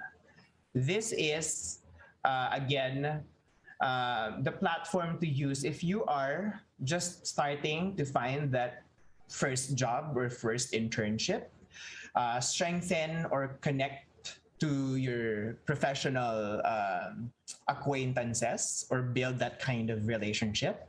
And of course, learn the skills you need in order for you to succeed in your career. There's different ways of accessing the LinkedIn platform. You can use a desktop. If you're on a smartphone, you can use a mobile app or a mobile web experience. Or of course, even the Android Lite app that they have for LinkedIn. If I'm gonna ask you who should be on LinkedIn, this is the right answer, diba? It's anyone, basically anyone who is looking to advance their careers. So this can include anyone from various professional backgrounds, such as small business owners, students like you and job seekers, even professionals like doctors, lawyers, or authors, Meron pa ako mga connection pastor, ganyan. So, lahat ng klase ng profession, guys, nandito. So, hindi lang siya pang empleyado. It's basically for anybody who wants to widen their professional network. So, I hope you're following. So, this is LinkedIn in a nutshell. I thought about giving you like the history of LinkedIn and whatnot, but I'm guessing it would be better if we just learn it from a video that was produced about it. So it would be good because this will basically give you an idea how it started, who the founders were, and what they were thinking when they created LinkedIn as a platform and where they are now. Kasi medyo naging massive din yung transformation ng LinkedIn from being just a social media platform to what it is today. So please keep your eyes glued on the screen and listen and watch this video with me. With social media, video calls, and new technology, networking has changed dramatically over the last 20 years. But one of the most influential changes has been the introduction of LinkedIn, the business social network that spawned out of the PayPal mafia, being founded by Reid Hoffman, who was on the PayPal board and was its COO. He founded the company alongside Alan Blue, Konstantin Gurecki, Eric Lai, and Jean-Luc Vellion in 2003. LinkedIn is now an incredibly useful resource and is one of the biggest companies in the world. But what is the story of LinkedIn and how did they become one of the most important business tools? Here's how it happened. The idea for LinkedIn first started in Reid Hoffman's living room in 2002, with the firm launching in 2003, making it older than YouTube, Facebook, and Twitter. The idea for LinkedIn was to create a social network to make it easier to connect with people in the world of business. And as the early years went by, they started to introduce things like address books to invite colleagues and build communities around yourself. They partnered with Amex, which saw them promote themselves further, and by the end of 2004, they had over 1 million members, which Reid Hoffman admits was their only focus in the beginning, more important than making money. By 2005, the company had over 4 million members, and they started to launch a jobs model and subscriptions, offering enhanced communication and better search tools in order to earn revenue, and this saw them turn a profit by 2006. As they expanded their user base past 5 million, they introduced the people you may know function as well as public profiles, which is really what they're known for today. That same year, they also indexed profiles into Google, making it easier to Google someone. Profitability was now important because A, it helps you to raise more capital, and B, even if you can't raise capital, you still have a valuable business. LinkedIn found this out the hard way because there wasn't a huge amount of investor interest at first, with just Sequoia Capital and Nokia Ventures, now known as Blue Run, offering to invest with another 24 saying no. By 2007, corporate leadership shifted, with Reid Hoffman stepping back to focus on product, whilst Dan Nye led the company as they stormed past 17 million users, which doubled just a year later. Hoffman was always seen to be strategically minded, but lacked the ability to impose focus on the workforce and often avoided disputes or awkward conversations. But despite the new leadership, these problems continued because Hoffman wanted to try to run the company alongside Nye, mainly because Nye wasn't considered to be a consumer products guy, and eventually they mutually agreed that Nye would leave the business. In 2009, LinkedIn saw the arrival of Jeff Weiner, who initially came on board as president in a bit of a try before you buy style, before becoming CEO as he focused on international expansion around the world. According to early executives, he got the business focused, was able to scale fast, and brought the right people on board to make growth happen. By 2011, LinkedIn went public, listing at $45 per share and valuing them at $4.5 billion with over 100 million members. That same year, they also lowered the age limit to encourage school seniors and university graduates to become members, as well as shifting its content focus by introducing influencers and adding 8 new language options. By 2013, they were growing at a rate of 2 new members per second. The goal for LinkedIn was always to help professionals find jobs that they love, and by opening up the world of networking, they have tapped into recruitment because there is more contact and personality around each job application. The view for LinkedIn, which was founded in MySpace and Facebook's shadow, was that whilst their platforms were excellent, LinkedIn had greater potential because they truly tapped into the world of business and helped people to keep tabs on their network, which was previously invisible. It almost acts as a personal CRM service to keep tabs on the people you know or have come across in the world of business. LinkedIn's growth has been strong and steady, but along the way there have been bumps in the road, like when in June 2012, the platform was hacked and over 6.5 million hashed passwords were leaked, with over 300,000 passwords exposed, showing that no company is immune to these issues. LinkedIn's growth was organic at first, but latterly it's been focused on acquisitions, swallowing up 𝗏𝗏𝗏𝗏spoke for its adaptive personalization engine and ChoiceFender for their business reviews. CardMunch, Reportive, SlideShare, and Pulse have all been acquired too to improve LinkedIn's networking capabilities. Despite LinkedIn's impressive rise during its first 10 years, by 2016 they announced weaker than expected growth, which saw its share price fall from $225 to just $100 in 1 month. And what compounded the issues was that LinkedIn executives were largely paid in stock, which led investors to believe they wouldn't be able to retain their top employees. By June of that year, Microsoft announced they would acquire LinkedIn at a value of $26.2 billion, making it their largest acquisition to date. Some skeptics thought the valuation was too high, but things have changed, as the platform now offers a Facebook style of content sharing throughout its site. LinkedIn's Talent Insights also generates a large chunk of their revenue by helping recruiters to see more statistics to make better recruitment choices using big data analytics. As LinkedIn grows, they continue to add new features for everyone to use, like video calls and tailored job recommendations. And with $8 billion in annual revenues, they sit at the forefront of business networking, with 740 million users worldwide. Now under the leadership of Ryan 𝗏𝗏𝗏𝗏𝗏 and under the direction of Microsoft, who knows what the future holds. But one thing's for sure, it's not what you know, it's who you know. And that's how it happened. Thanks for watching. Yun. So there. I hope that particular video has helped you understand the journey LinkedIn has gone through the years. So yun, sabi ko sa inyo kanina, di ba? This actually started way before Facebook pa. Wait I just need to turn this off. Okay. So some useful stats for you. May mga stats na nabanggit na kanina, but I guess it's better if we kind of highlight some of the things that are gonna be most useful for you as job seekers.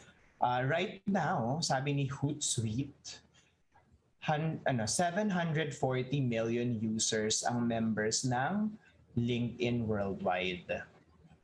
Actually, parang more than 50% of that particular user base outside of the US. So malaki. If you look at the graph on the right, you see Facebook leading the pack, of course, at almost 3 billion users na, di ba? Following is, of course, Instagram, and then you have LinkedIn. I'm not sure whether TikTok has overtaken Instagram, but I'm guessing they have. But otherwise, if you just look at this particular graph, you'll know that solid yung user base ni LinkedIn. Ibig sabihin, there must be something in that particular platform that makes people stay and makes people interested to be part of it. And 60% of users are between the ages of 25 to 34 years old. So ito yung mga, in my mind, mga gung-ho for career development. Ito yung mga people who are eager to get promoted, eager to get raised in whatever arena they're playing. I remember when I was in this particular age group, that was, top of mind. Of course, yung relationship, that's another thing to talk about. But apart from that, it's really your career, diba? Building your name, building a platform for you to be known out in the world that you're existing in. 57% of users are men, 43% are women.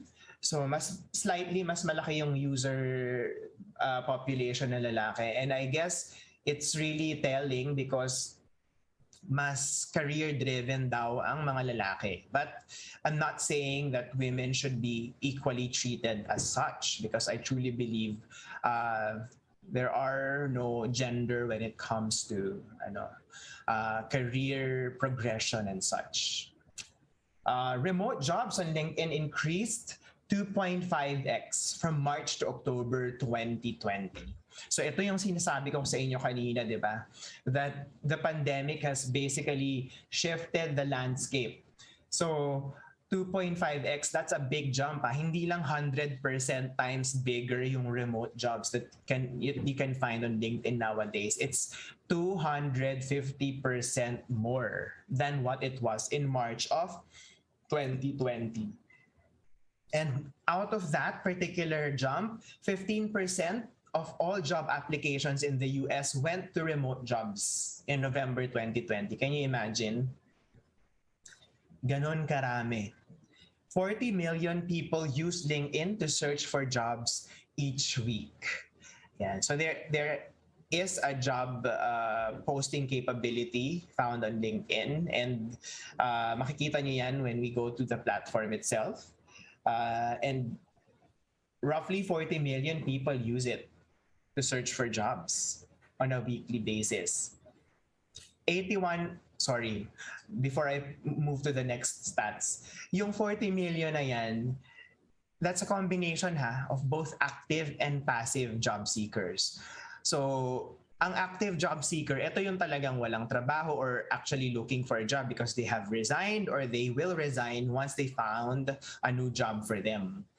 Yung mga passive naman, these are people who are maybe on the fence. They are thinking about moving. They are a bit dissatisfied or maybe just exploring because they feel that there's something out there better for them. So they're not actively handing out CVs to potential employers, but when they do receive emails coming from recruiters, they entertain them. So that's what we call passive job seekers. 81% of talent professionals says that virtual recruiting will continue when the pandemic is over. So guys, yung sinasabi natin na new normal, especially in workforce, it will not go back to the old normal once the pandemic is over. You have to get that out of your heads. We're never gonna return to that old state. What we'll have in the future has been predicted, and it's gonna be hybrid. It's a combination of people working in a space where they can collaborate and network, but a lot of the jobs out there will be focused on outcomes, not basically clocking in and out of an office setting. Yan. So in a sense, you're lucky because as you enter the workforce, iba na yung world na gagalawan ninyo. But at the same time, it's also challenging because this is the first time we're gonna do this as a society. Diba? Prior to you guys, kakaunti lang yung mga gumagawa niyan. So expect people will learn from it, and people will make mistakes along the way. Some HR people will, stick to their old ways of thinking. Some people will be more progressive. But at the end of the day, you have to expect that people will make mistakes along the way in order for us to get to the next level where we are more comfortable with a hybrid working environment. Lastly, 3 people are hired through LinkedIn every minute. Ganun kadami. And another trivia, looking back in my career right now, parang lahat ng naging trabaho ko, starting sa GE up until today, I found on LinkedIn. So So I never was hired through other channels. It was LinkedIn. So you can say parang 90% batting average on my particular career. So ganun ka-powerful ang LinkedIn in my particular life. So I hope it becomes like that for you, and it will really, really depend on how you optimize your brand on LinkedIn.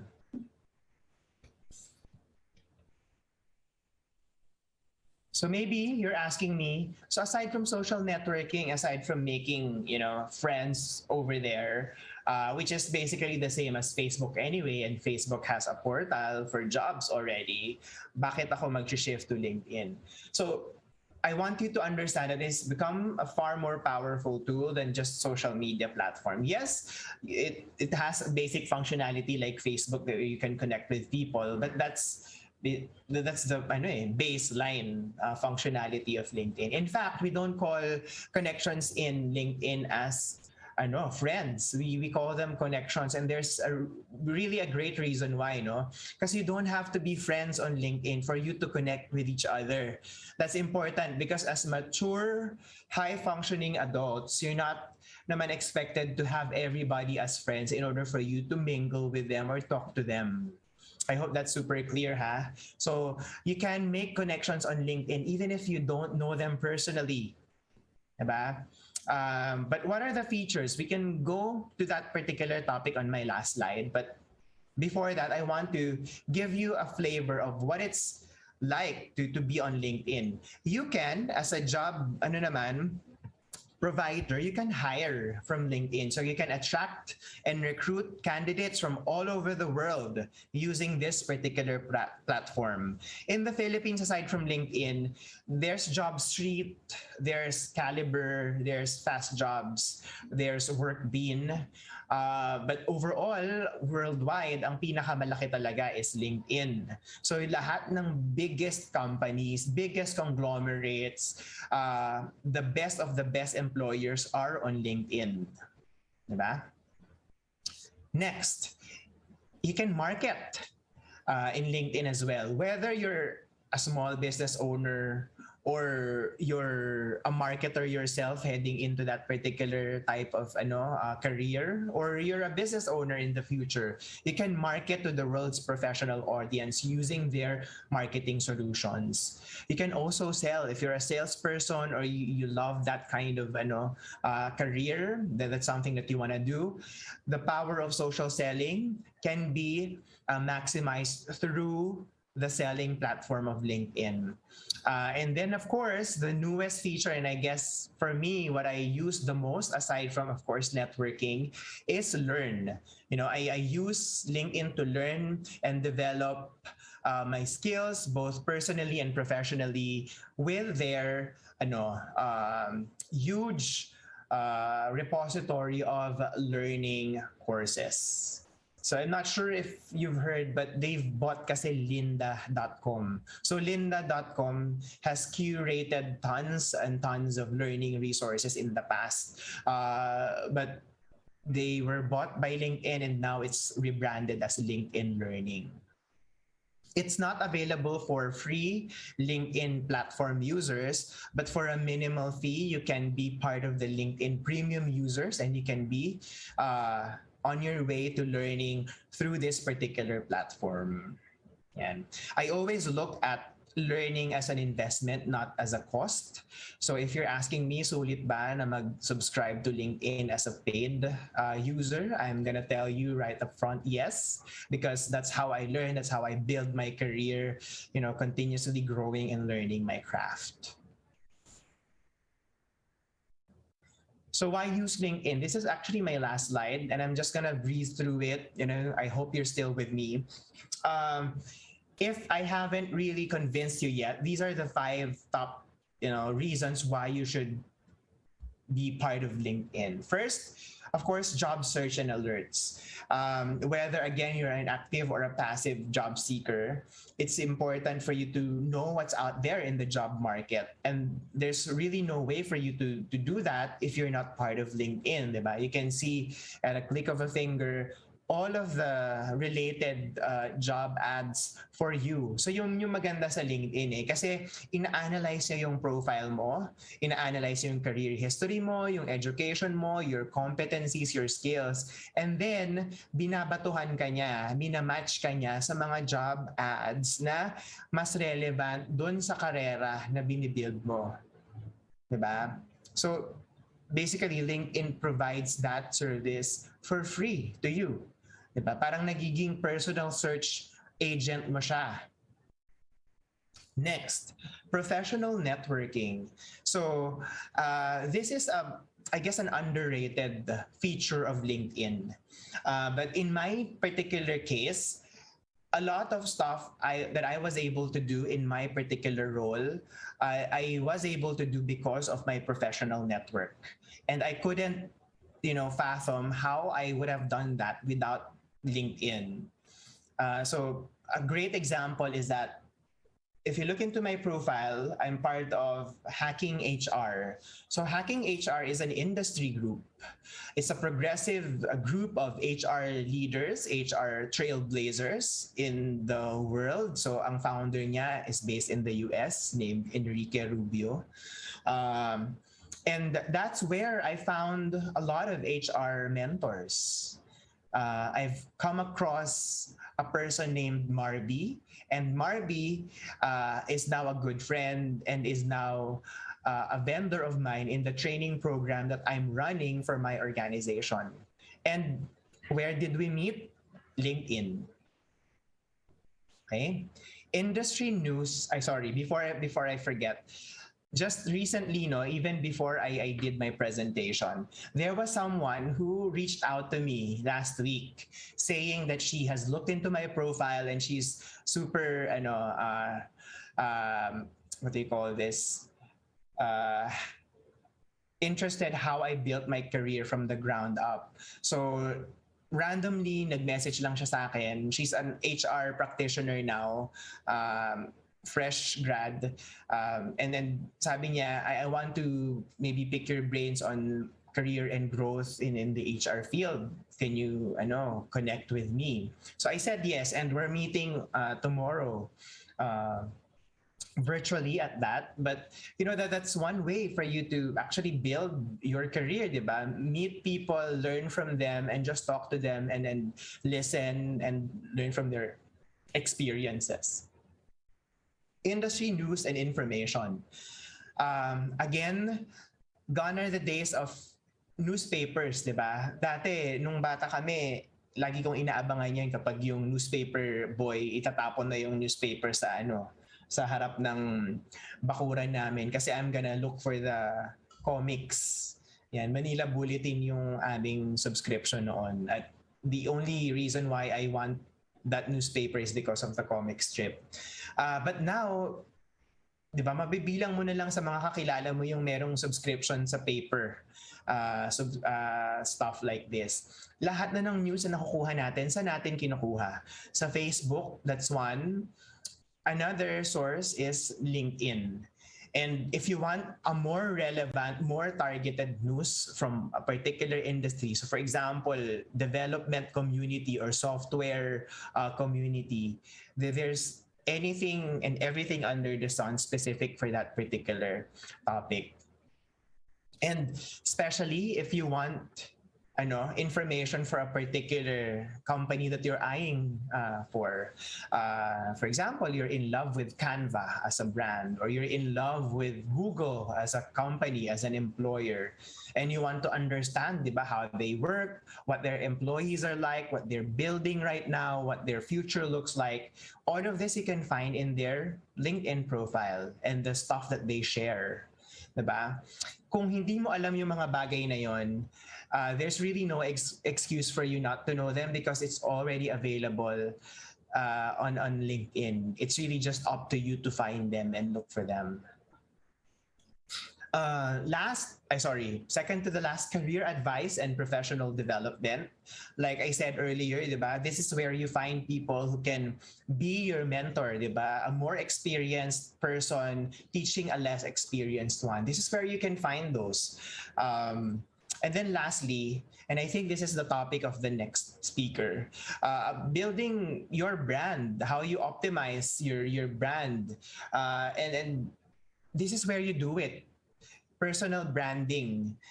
It's important because in this world, diba, you're just one of the many job seekers out there. For you to stand out, you have to do the necessary thing. You need to exert an effort to try to differentiate yourself from the pack. Ganyan. And what best way to do it but through LinkedIn, a social networking platform like LinkedIn. So there. So I hope that makes a lot of sense for you guys. Just a few more slides here. This is my personal LinkedIn page. So if you haven't gone through it, stalker mode while I was presenting, this is how it looks for me. You can change your banner right there. You can change your header and all that. And it's really just a very friendly platform for you to use. So this is your online CV. You can think about your LinkedIn profile as your online CV. And whenever there's an update in your career about your professional life, you can update it here, and it's updated real time for everybody to see. Yeah. It says here, diba, sa taas, learner ideation, strategic relator, individualization. So those are my 5 top strengths. So if you're not familiar, there's a psychometric test called the Strengths Finder. And it's very popular in the corporate world. So it allows you to get deep into the strengths that make you a better individual. And if you want to maximize that, you need to understand what those top themes are. For me, these are the 5. And I use them regularly in the way I deal with people, in the way I communicate with people. And that's really helpful for me. So I'm also sharing that with the world in my professional network. And lastly, shameless plug, I hope that's okay. So I'm also a podcaster. I just launched a podcast. I'm into this lang very recently. So in April of this year, right in the middle of the pandemic, I started my own podcast. It's called Small Voice, Big World. And I'm not paid to do this. I'm doing this out of my own conviction, because I truly believe every single person in the world has a story to tell to the world that we all need to hear. So parang I created this podcast because I wanted to have that platform to interview them, to make their stories known to the world. My season 1 is about entrepreneurship. So in this particular season, I'm talking to business owners, I'm talking to CEOs and founders to pick their brains on what makes a great business leader. So yon. So I hope, if you have time, look for it. I'm basically on Spotify, on Apple Podcasts, on Google Podcasts as well. And of course, on Facebook, you can also search for the podcast page there. So there. Thank you, guys. And season 2 is coming up, and I'm gonna create season 2 kasi for job seekers. So watch out for that. I hope you can join me in that conversation. So there. Thank you, guys, for having me. I truly appreciate it. I enjoyed the time that I have with you today. Ayan, guys, make sure to check out Sir Carlos for that informative and compelling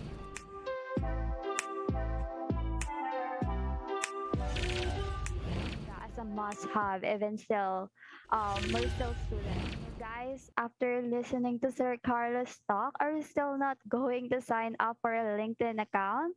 Well, I do hope that after listening for today's talk, sabay-sabay tayong magpunta sa LinkedIn to edit and update our accounts. Yes, I agree. So maybe after this, I'll start working on mine then. Hopefully. So thanks to the minds of behind LinkedIn, we have a platform where job seekers and even as students like us who are looking for growth and greater opportunities could rely to. So there's now a lot of reasons to sign up for LinkedIn. So what are you waiting, guys? So create a LinkedIn account now. Malay nyo, diba? So yeah. For our question and answer portion, once again, please see our Zoom chat box or comment section. So for those who are watching from our Facebook live stream, as we have sent the link of Slido where you can send your questions for Sir Carlo. So you can also go to the website of Slido and type in the code hashtag RSGQNA. Again, hashtag RSGQNA.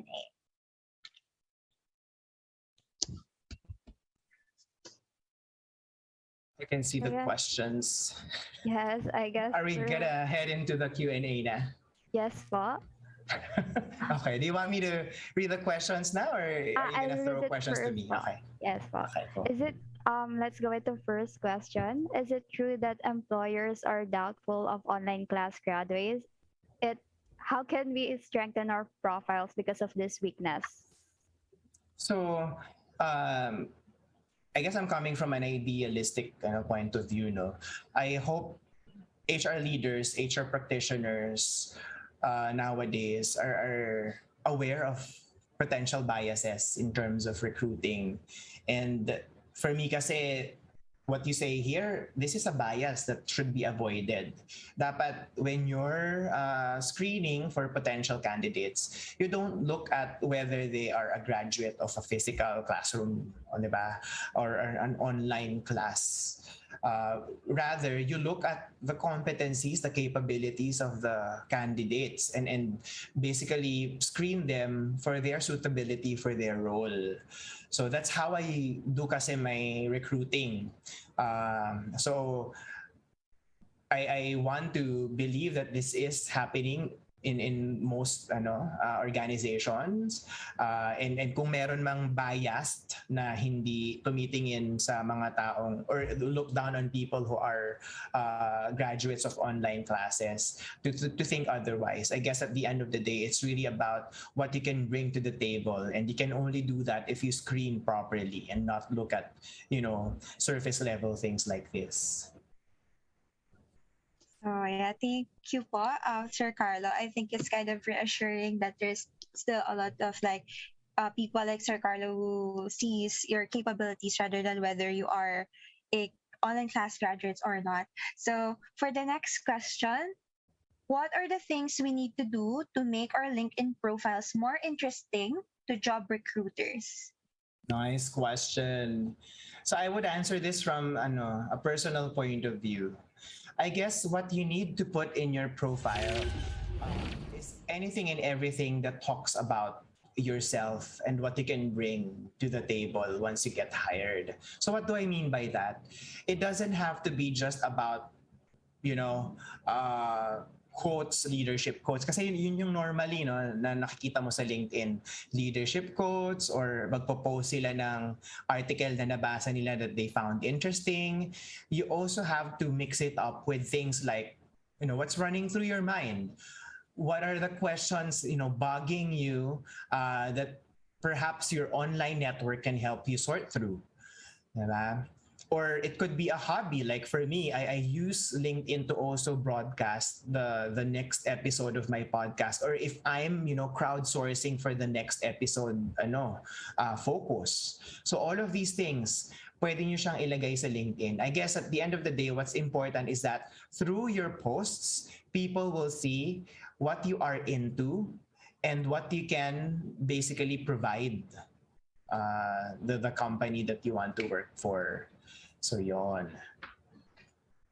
So guys, make sure na na-take note niyo yung sinabi ni Sir Carlo. Thank you for that one. So let's go with the next question po. I'm in the process of studying and learning on the career I want. Should I already worry about networking if I don't have a lot to brag about yet? No, I don't want you to be stressed about it or be pressured about it. But I would like you to be aware that that's gonna happen soon.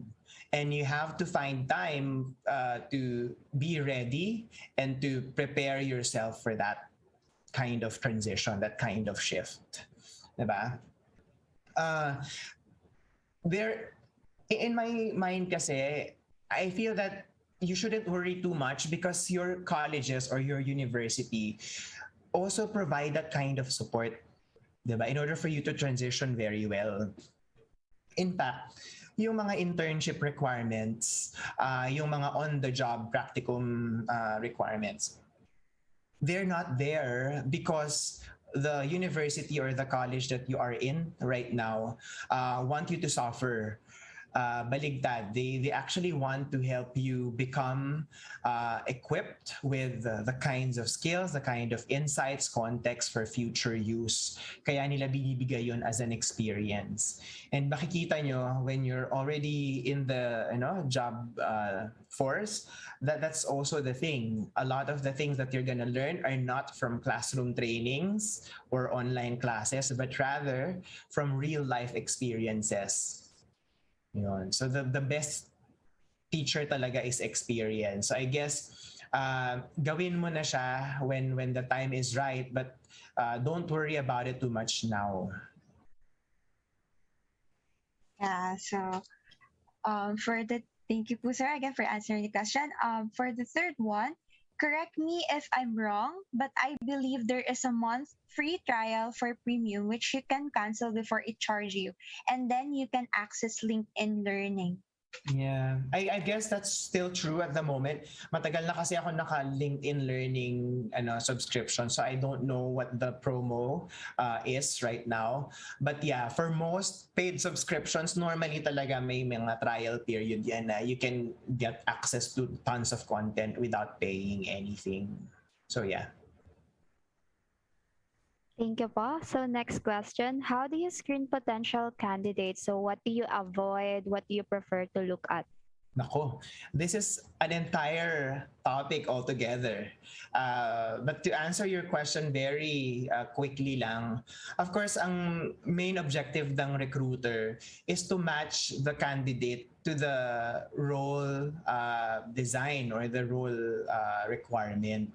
So ang tinitignan namin talaga, ito bang tao na to, regardless kung saan siya nanggaling, kakayanin ba niya yung requirements ng position? Kasi at the end of the day, we want that person to succeed. Kasi if that person succeeds, the company succeeds, right? So, ang ina-avoid namin yung mismatch. Yung maganda lang sa papel or sa CV, tapos sa personal, hindi maganda yung qualifications. So, yun yung natatanggal sa screening process because you don't want naman somebody who's unqualified or underqualified go into a job, and then what will happen is that that person will fail, your company will fail, and you both are miserable. Oh yeah.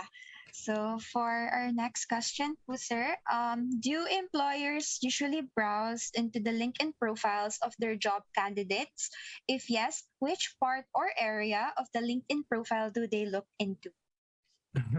Stalker mode, yes. Oo naman. Actually, maski nga ibang social media platforms tinitingnan ng recruiters. Even Facebook, kung meron ka, or IG kung public siya. And that's really because we want to get insights as to how these people think, di ba? And act in social settings. Especially for crucial roles na important yung mga aspects na yon. If I am gonna look at a LinkedIn profile, of course, ang titignan ko yung history, career history, and probably education.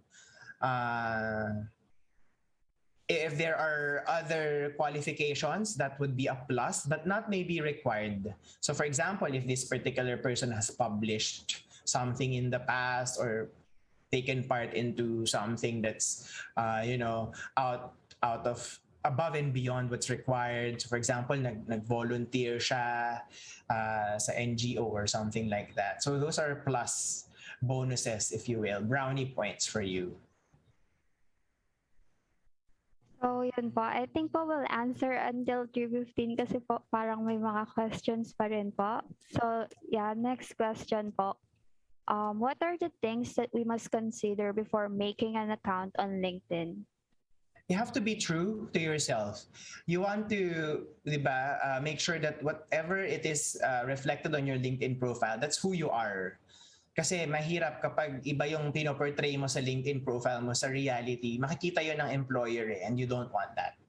I'm gonna be breezing through the questions para mas marami tayo masagot. Okay, yeah. So the one thing to take note, guys, always be true to your profile. So next na question would be, should we accept connections from other people? And is it necessary to send a message before connecting? Yes, you should accept connections. Just caveat, no? When accepting connections kasi, it's either, in my personal experience, dalawa lang yan. It's either they want to truly connect with you on a professional level or they're gonna sell you something. But that's okay even if they're gonna sell you something. Kasi at the end of the day, it's still a connection that you can actually leverage in the future. Malay mo, kailangan mo talaga yung product na yun in the future.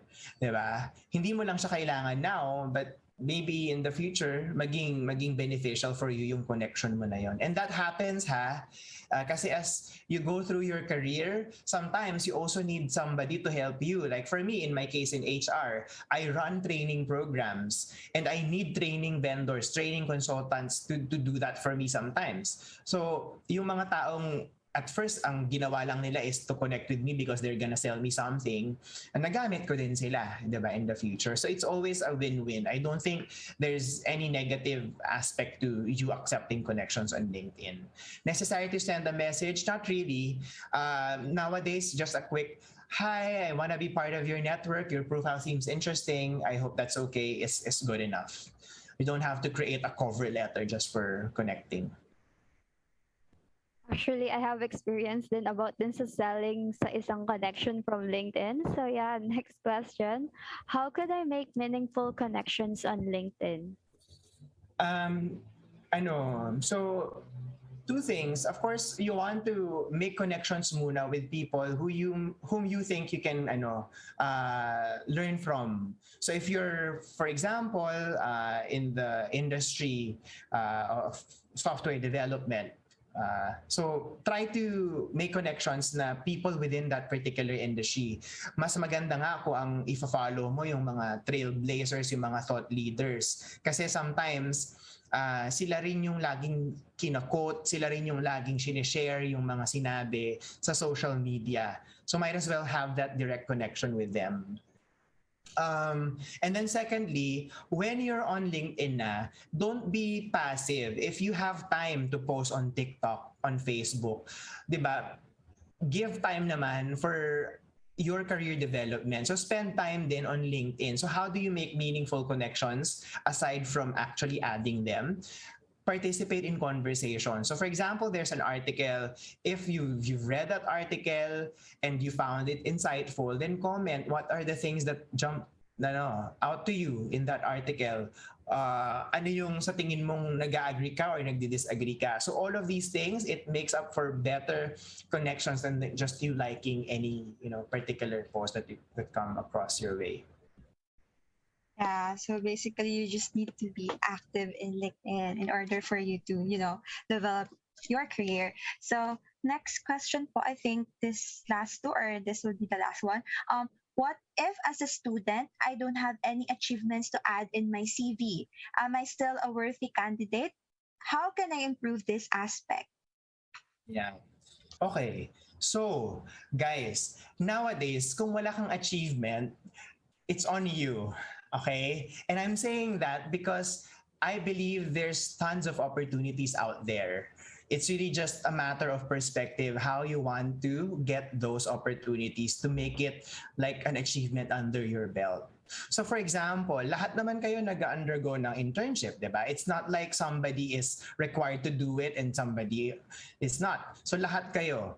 So that in itself is an achievement for me. Diba? You can choose to focus your CV on creating, diba, highlights on successes made during that particular period. Nobody's stopping you from doing that. Other things, of course, yung extracurricular.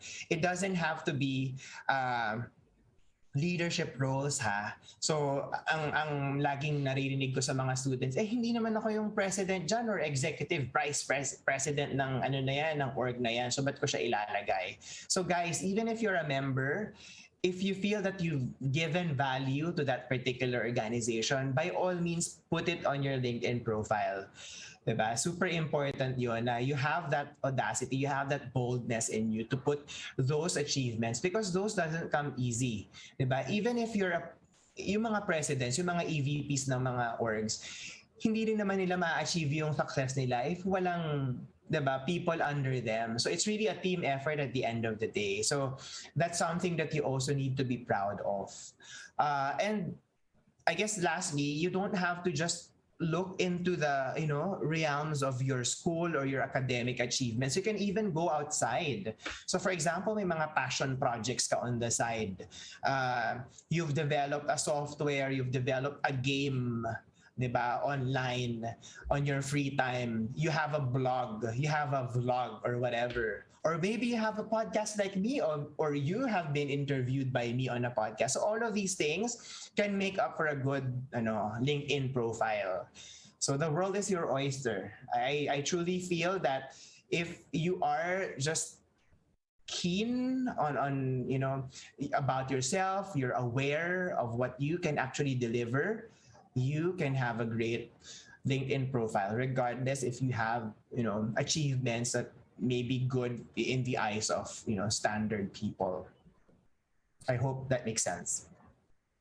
Yeah, so that's really made sense, sir. Very well said po from you. So unfortunately, it's already 3:17. So that concludes our question and answer portion. Once again, Sir Carlo, thank you po so much for answering our participants' question. So to express, if you have more questions to all the participants, we will send it to, we will answer it rather for our next speaker.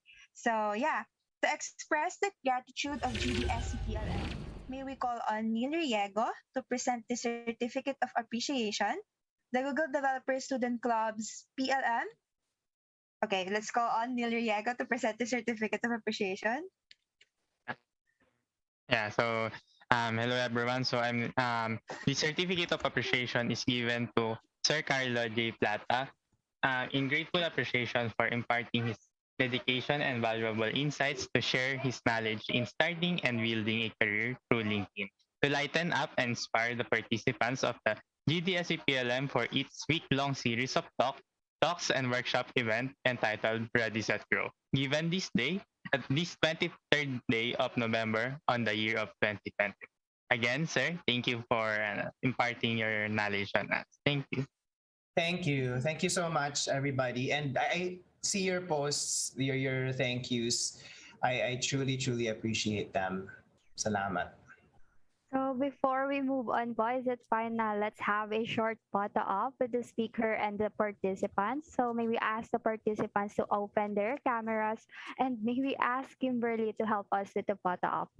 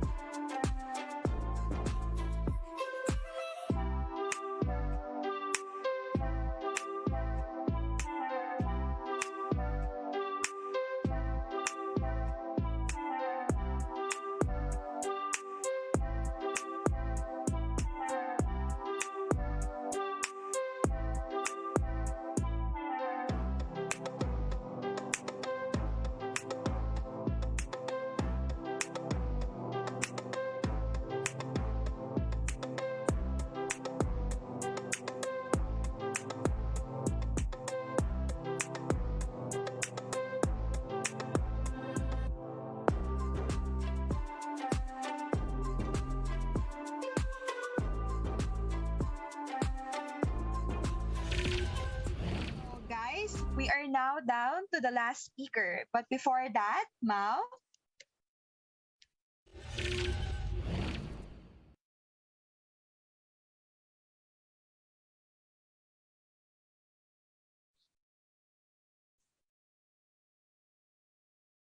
Mao?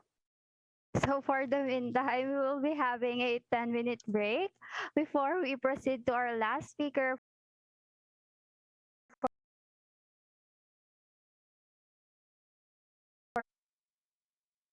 for today. Since we're talking about LinkedIn, we're giving you this opportunity to send your LinkedIn account and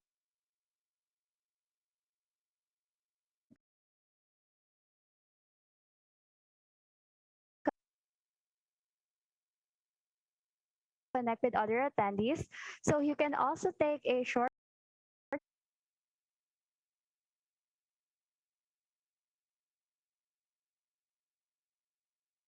bathroom break, or you can just chill in front of your laptop or computer. So right now,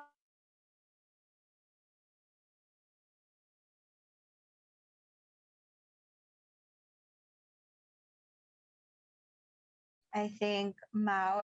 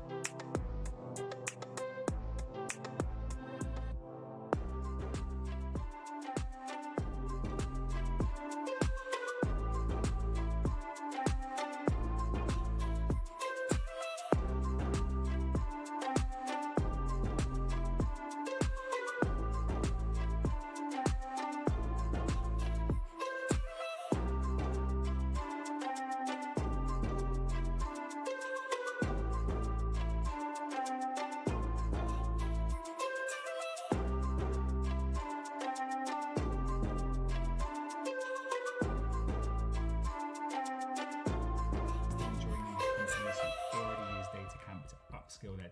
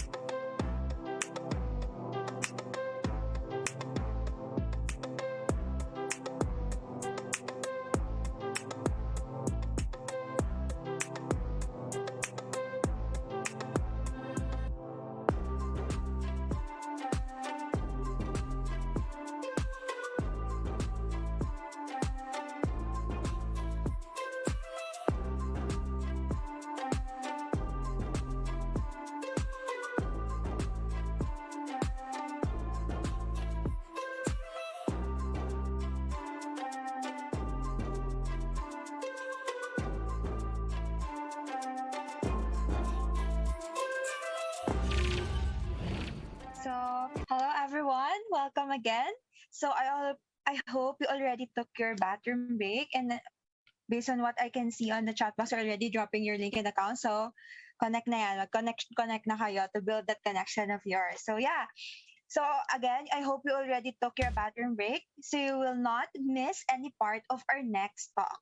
But before that, let's once again give our thanks to the following companies: DGY Academy, DataCamp, FranchiseManila.com, Boyer, Point West, and Engineering Wins PH for sponsoring today's event. So yun nga, I'm sorry for my technical difficulty kanina. Sana kayanin pa ng internet and laptop ko until the end of today's event, but malapit naman na. So yeah, is everyone back yet? Kasi yung sasabihin ko talaga, I'm sure you don't want to miss this. So yan, sana nakabalik na kayong lahat because guys, are you familiar with DataCamp? So for those aspiring data scientists, this one is for you. So yan, we will be giving away 25 DataCamp accounts. So but first, let's watch this promotional video muna.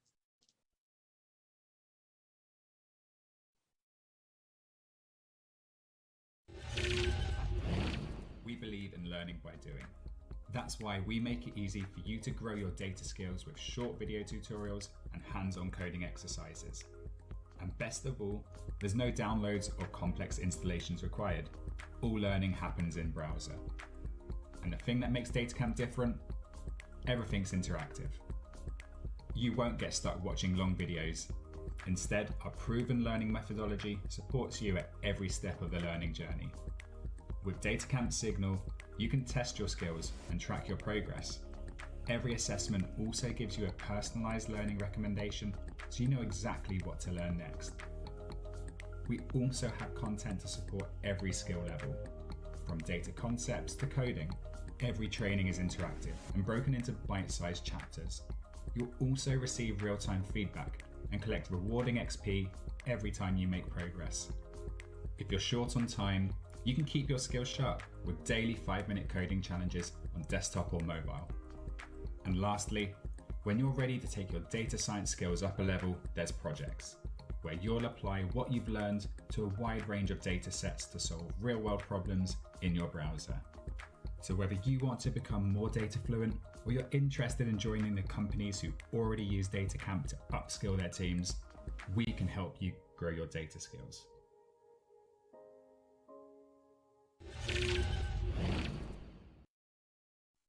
So yeah. So what are you waiting for, guys? All you need to do is to answer the form. So make sure to access the link and get your DataCamp account before it runs out. Oh, so do you think we're already done for today? Hindi pa tayo tapos. So well, no, because we still have another speaker. So our next speaker, she is a team lead in VB Consulting and a part-time lead generation specialist. She is skilled in content writing, lead generation, public speaking, customer service, and sales and marketing. So without further ado, let us all welcome Miss Christine Cecilia to discuss optimizing your brand in LinkedIn. Let us all give her a virtual round of applause. Hi guys, good afternoon. I hope you can hear me well. Loud and clear, ma'am. Everyone here? Very good. Gising pa ba kayo? At this time, baka siesta time. But anyway, let me do just a short introduction. So I'm the content team lead of VB Consulting.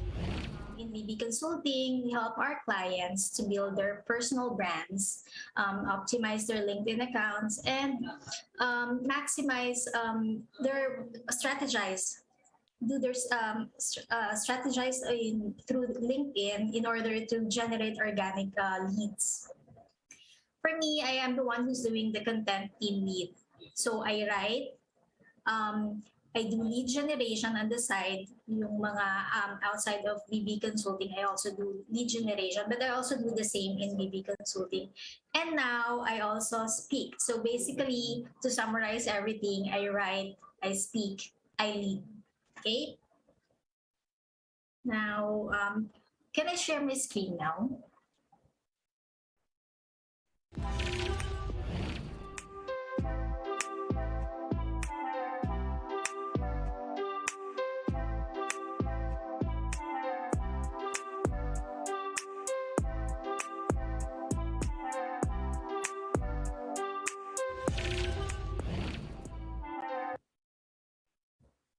Okay. So why first question. Oh, so who among you here are active in LinkedIn? Show of hands, please. Madami ba tayo na active sa LinkedIn? It's nice to know, no, na at your young age, because you're still in, all of you are still in school, right? Maganda. It's very nice to see that you guys are very active in LinkedIn as young as you are. Just to share kasi ako, I just became active in LinkedIn, talagang active this year. I have LinkedIn in my phone before. I have it, I downloaded it. I am a member, but I'm not using it. I didn't maximize the platform. That's why you're also very lucky kasi during our time, parang ano to no, what do you call this? Career talk. Nung high school, pag high school ka naman, parang career talk to know what course you will take in college. This time naman, I would say you're lucky kasi you're being guided. During our time, walang ganyan. And also yung social media na ma-maximize niya. But you may ask, why LinkedIn? Bakit hindi Facebook or Instagram para mas masaya, di ba? Kasi LinkedIn, I admit, when I first tried LinkedIn, joined LinkedIn, I told myself, bakit ganito? Parang nakakantok. That was my impression. But then, pag nalaman mo na pala yung purpose niya and how it works, you will realize how beneficial it is to be part of the LinkedIn community. So just like what Sir Carlos said a while ago, si LinkedIn, mas mababa yata yung aking stats here, mas updated yung sa kanya. But anyway, more than 700 members in LinkedIn. And these 700 members, ilan dyan yung decision makers of the companies. And these are not just small companies, marami dyan, multinational companies. And also, 61 million of these 700 million members of LinkedIn are those who affect the decision makers, how the decision makers come up with a decision. So you see, these are the audience or the target market that you would like to tap or that you would like to reach. And they are in LinkedIn. So syempre, if they're in that platform, that's where you want to be also. You may say na we can also sell in Facebook or Instagram. We also do business in Instagram and Facebook. Siguro, pwede natin sabihin dyan, it depends on your target market. For example, just to give you an idea, for example, if you're doing consumer services or retail business that are intended for individual clients, that's your target market. Maybe Facebook or Instagram will work best for you. So it depends also on your target market. But it doesn't mean that you would neglect LinkedIn. Kasi nga, again, going back to what Sir Carlos said, in LinkedIn, you will learn a lot. And learning will help you to stay relevant. Kasi lalo na kayo, you're in the tech industry, right? Alam nyo kung gaano kabilis yung evolution, yung pagbabago. Pag hindi ka sumabay sa pagbabago, asan ka? May iwan ka, nakanganga ka. Okay? So this one, ito yung stats naman na nilabas ni Payoneer. So you can see, this is for the different platforms, Facebook, LinkedIn, Instagram, Twitter, YouTube, Pinterest, VK, Tumblr, and then the others, where you can source income, other means of income. Makita nyo, it's different na before, if you want to earn, you work in the office. Primarily, of course, there are other sources of income na hindi naman sa loob ng office. But the main bulk of the employees nasa office, that's where they earn. If you want to earn a living, you go to the office, pasok ka, 8 to 9 hour job, ganon. This time, nagbago na. See? Nag-e-evolve na tayo. Now, what is personal branding? Who knows Jeff Bezos? Siyempre, alam niya yan. He's the founder of what company? Jeff Bezos is the founder of what company, guys? Can you see your answers? Jeff Bezos is the founder of Amazon. Okay. Now, what did he say about personal branding, about branding? Your brand is what other people say about you when you're not in the room. Meaning, it is not what you tell them. It is not what you say to them. It's how others sees you. Okay? O, another question, guys. Sino dito ang may kakilala kay Marites? Or gusto nyo ba si Marites ang magde-define ng brand ninyo? I don't think so. So what do you do? What do you do if you don't want others to define you or your brand? You define your own brand. You see, personal branding is about being visible. Number one, visible. Defining and communicating your value, adding value to others, and embracing vulnerability or authenticity. We'll go to this one by one. Personal branding, it all starts from having clarity on who you are and what you do, and why you do what you do. Clarity. Who among you here knows what you already want? Alam niyo na ba kung anong gusto niyong mangyari? Ano yung gusto niyong marating? What path are you going to take? Natawa ko dun sa Marites na, Mare, ano ang latest? Okay, so clarity. Unang-una, you cannot define who you are pag hindi mo alam kung ano yung gusto mo. It's like, you cannot decide on your strategy if you do not know your goal. Understand? Now, it's not, I'm not going to say na mali or there's something wrong with you if right now you do not know yet what you want to be. But what I'm saying is, you have to start. Because it will be a journey. If you will just stay from point A, if you will just stay in point A without going to point B, you'll never know what is in between point A and point B. If I may share my story, konti lang, saglit lang naman ang story. In 2020, di ba 2020 tayo nag-lockdown na yan? So 2020, siguro yan yung year where I cried the most. Siguro kaya ako gumaan, nabawasan ng timbang ko. And then I was praying. Sabi ko, bakit ganon? Bakit parang wala akong talent? Bakit sila lang meron? Bakit parang sila, they have everything all together. They know what they want to do. They know how to get to where they want to be. So I was praying. Sabi ko, hindi ako pumayag. Hindi po pwede, Lord, na eto lang ako. And alam ko, hindi po kayo papayag na ganito lang ako.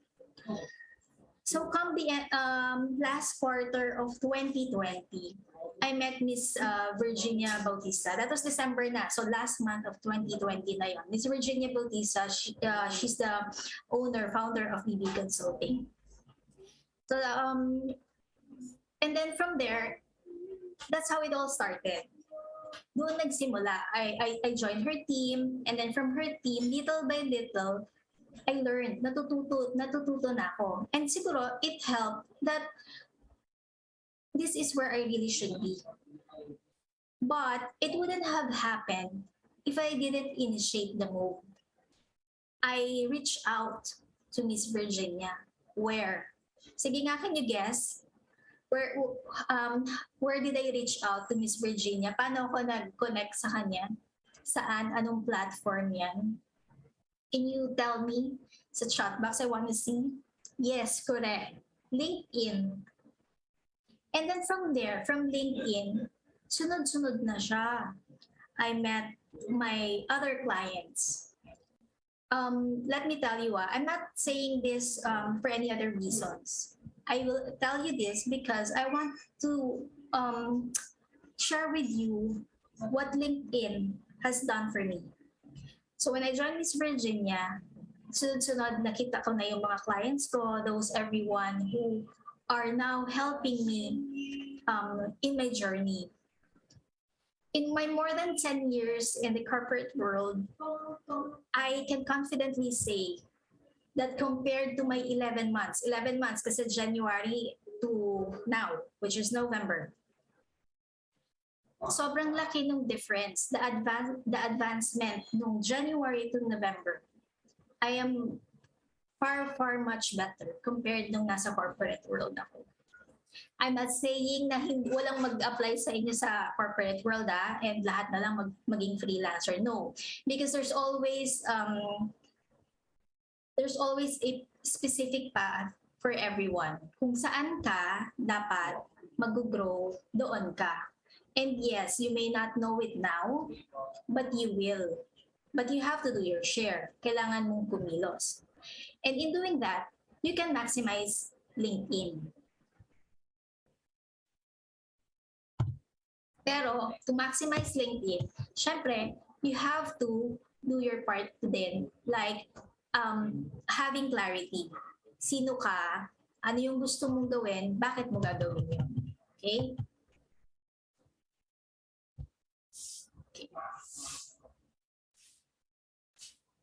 Visibility. Bakit kailangan natin magparamdam? Bakit natin kailangan ilabas? Bakit natin kailangan to show ourselves? Bakit we have to bring ourselves out? Sige nga, can I have names here? Sino dito ang famous? Sino famous dito in our group? Those who are present now, sinong famous? So kahit na gaano ka-famous, you know, there will still be things. Si Neil daw ang famous. Sikat na si Neil. Everyone is saying his name. Si Neil lang daw ang sakala. Idol pa siya ng lahat. Okay, sige nga Neil. How many people knows your talent? Ilan?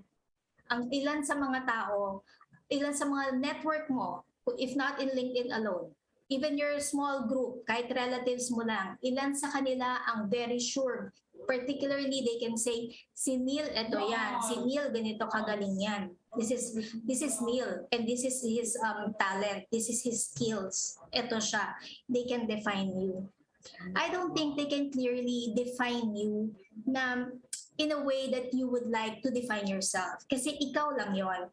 If there's anyone here who can define your brand and yourself, it will only be you, Neil. So in LinkedIn, na-mention natin, there are more than 700 million members. Yung 700 million na yon, ilan ba doon yung nakakakilala sa'yo? Ilan ba sa kanila yung alam kung ano yung galing mo, kung saan ka magaling? Kasi guys, kahit gaano ka kagaling, kung ayaw mong ipaalam, if you only keep it to yourself, dahil for whatever reason you may have, nahihiya ka, you don't feel comfortable pa, walang makakaalam. Pag walang nakaalam, nandyan lang yan. Hindi mo magagamit. You won't be able to share. Remember, your talent is given to you for you to share, to help others. So isa yan sa task natin. Now, in order to be visible, these are the things that you may do. For those who have already their LinkedIn, members of LinkedIn, you may maximize your using keywords, keyword optimize, depending on your niche. Kasi di ba ang napag-usapan nga natin, you have to know who you are, what you want to do, where do you want to go, anong path yon. So from there, you would create your content. In creating your content and in creating your profile, you would use keywords.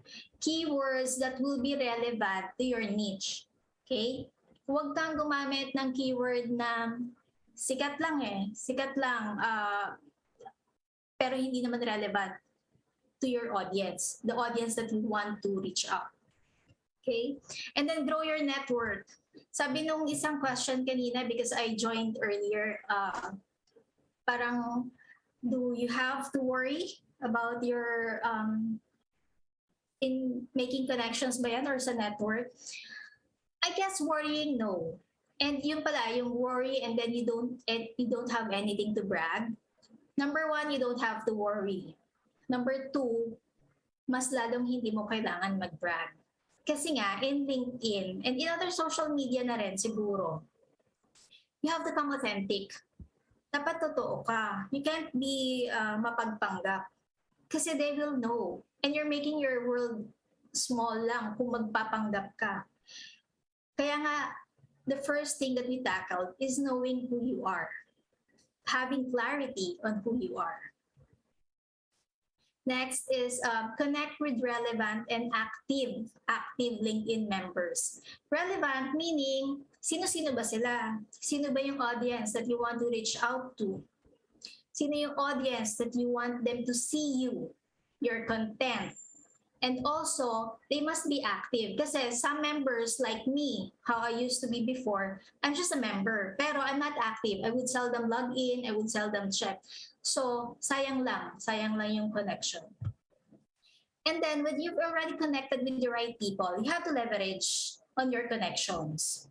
Siyempre, they would post, they would have contents. You can comment on that. Pero please, when you do comment, make sure you're adding value, ha? Wag lang yung mga generic comments. Do add values. Kasi in the first place, you've chosen to connect with those people for a reason. It's either they are an expert or they inspire you. So malamang their content would definitely resonate. Magre-resonate yan sa inyo. Okay?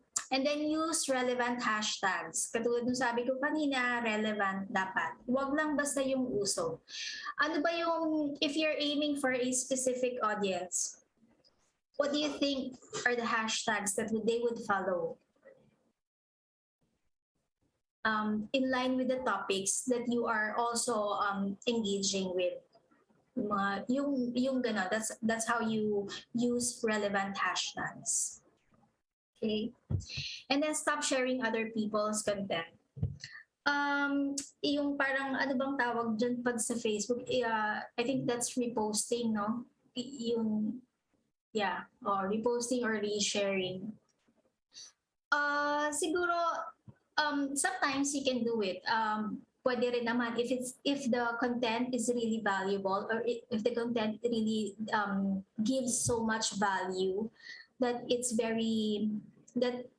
it can be encouraged to share within your network, that's fine. But as much as possible, create your own. Kasi we are trying to make your brand, your personal brand, not others. So you have to make your own content. And then next would be curate third-party content that matters to your relevant audience.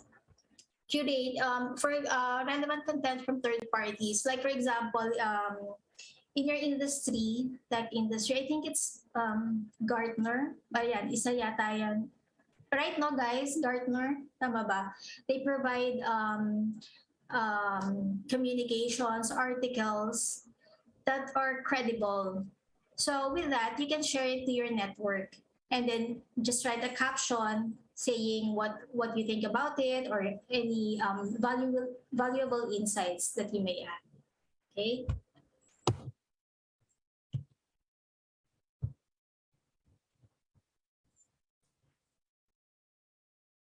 Next would be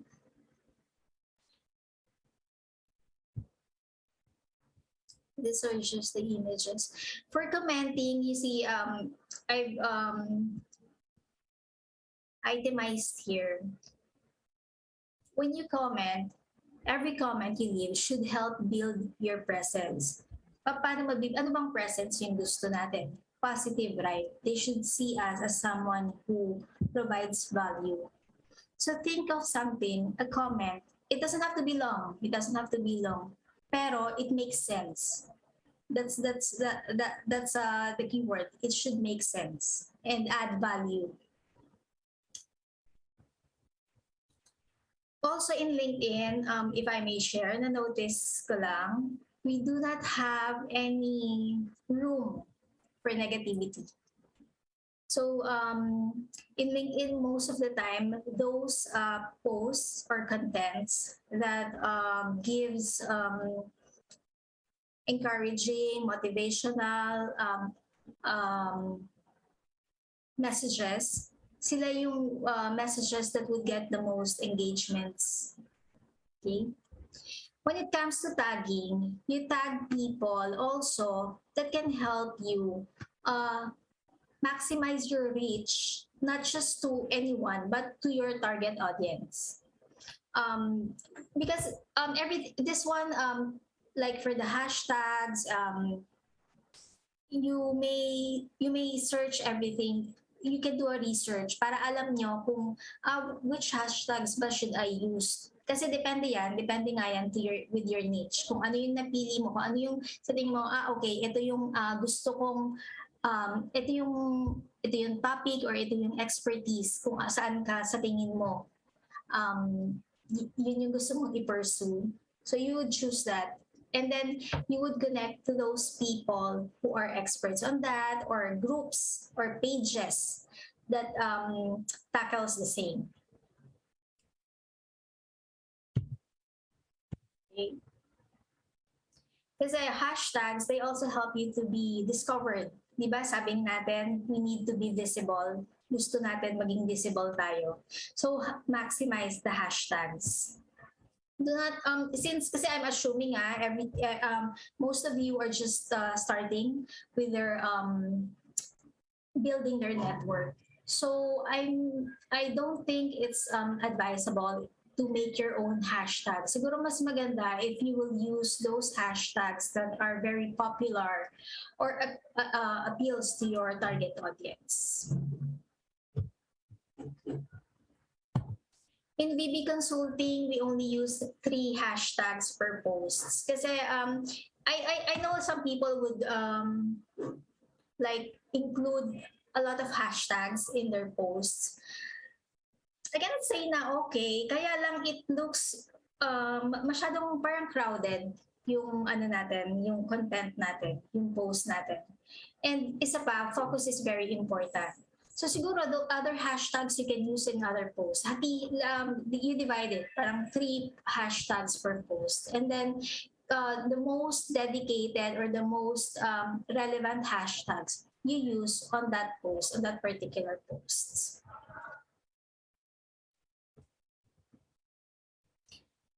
If ever you will curate, let's say you will share an article from Gartner or HBR. For me kasi yan yung mga, that's what I use, HBR, Forbes, what else, Inc. or INC. So when I share their article, I just add value by giving my insights about the article, and also one thing that you can do para for your audience, especially if your target audience are those who are always busy at work, na they have very limited time to use social media. Siguro you can get the bullet points from the article and put it on the caption. Para if they don't have time to read the whole article, mababasa na nila kung ano yung importanteng nilalaman nung article or whatever media or communication that you're using, that you're sharing. And then if you may tag the writer itself, kasi it's important not to give attribution, kasi it's not the article that you're sharing was written by somebody else, by someone else. So lalo na, you can also maximize that for your leverage. Yung writer, if he or she is active in LinkedIn, you can tag him or her, para it will also reach her network. Kasi na-tag mo siya, di ba? So definitely, mag-show up din yun sa kanya and to her network. So mas malayo yung reach mo, yung post mo.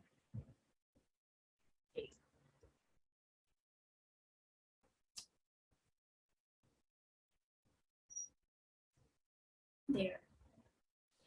Again, if you're going to pick or curate a third-party article, choose only from those who are credible and trusted by your target audience. Don't pick random blogs. Kasi those, I'm not saying na mali or there's something wrong with their work. Kaya lang, since our topic is building your personal brand and your network, so you better share na lang those articles that are already trusted by the majority of, or if not all, but majority of your target audience. Okay? Kasi those random blogs, they are also increasing or building their network. So pareho lang kayo ng wino-work on. Okay? Next, after being visible, you have to communicate your value. You don't just post. What is it? You have to show others. Ano yung meron? Ano yung meron sa akin? And what is it that I have which others do not have? But how do you show it? In having, babalik tayo kay clarity. So si clarity, knowing what you want, knowing what you would like to be your brand will help you strategize. For example, with me, I am a content writer. So I would focus on posts or something that I would share that I originally wrote. I would seldom, or I don't think I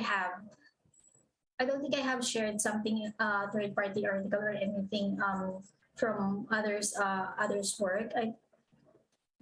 Natatandaan ko parang wala pa. But kasi syempre, I'd like to showcase what I have, what I know, my skills. Kayo din, whatever your skills are, kung sa tingin nyo, ito yung pangmalakasan tong skills at ito yung gusto kong i-pursue, then focus on that and communicate that through your posts. Okay? Your LinkedIn headline, use it to it's not really promote, but it's an avenue to show others na who you are. Parang ako kasi I wrote in my headline, in my profile, if you would check, I'd say I write, I speak, I lead. So from there, people would already have an idea on what I do. Okay? And then if you have already your best works, katulad nung na-mention kanina, if, for example,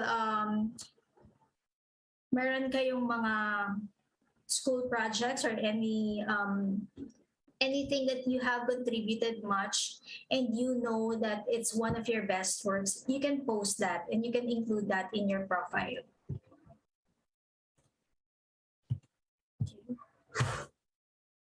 Yan yung headline.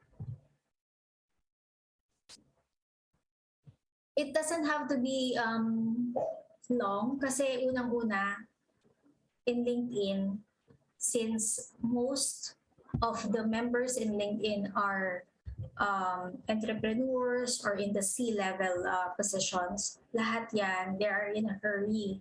So they do not want to read anything that's too long or that would take much of their time. Okay. So think about it, ano yung pwede mong ilagay mo sa headline mo na when people read it, gets na nila, okay, ganito pala ginagawa ni Grace or ganito pala ginagawa ni Eliza. Dito pala siya magaling. Okay?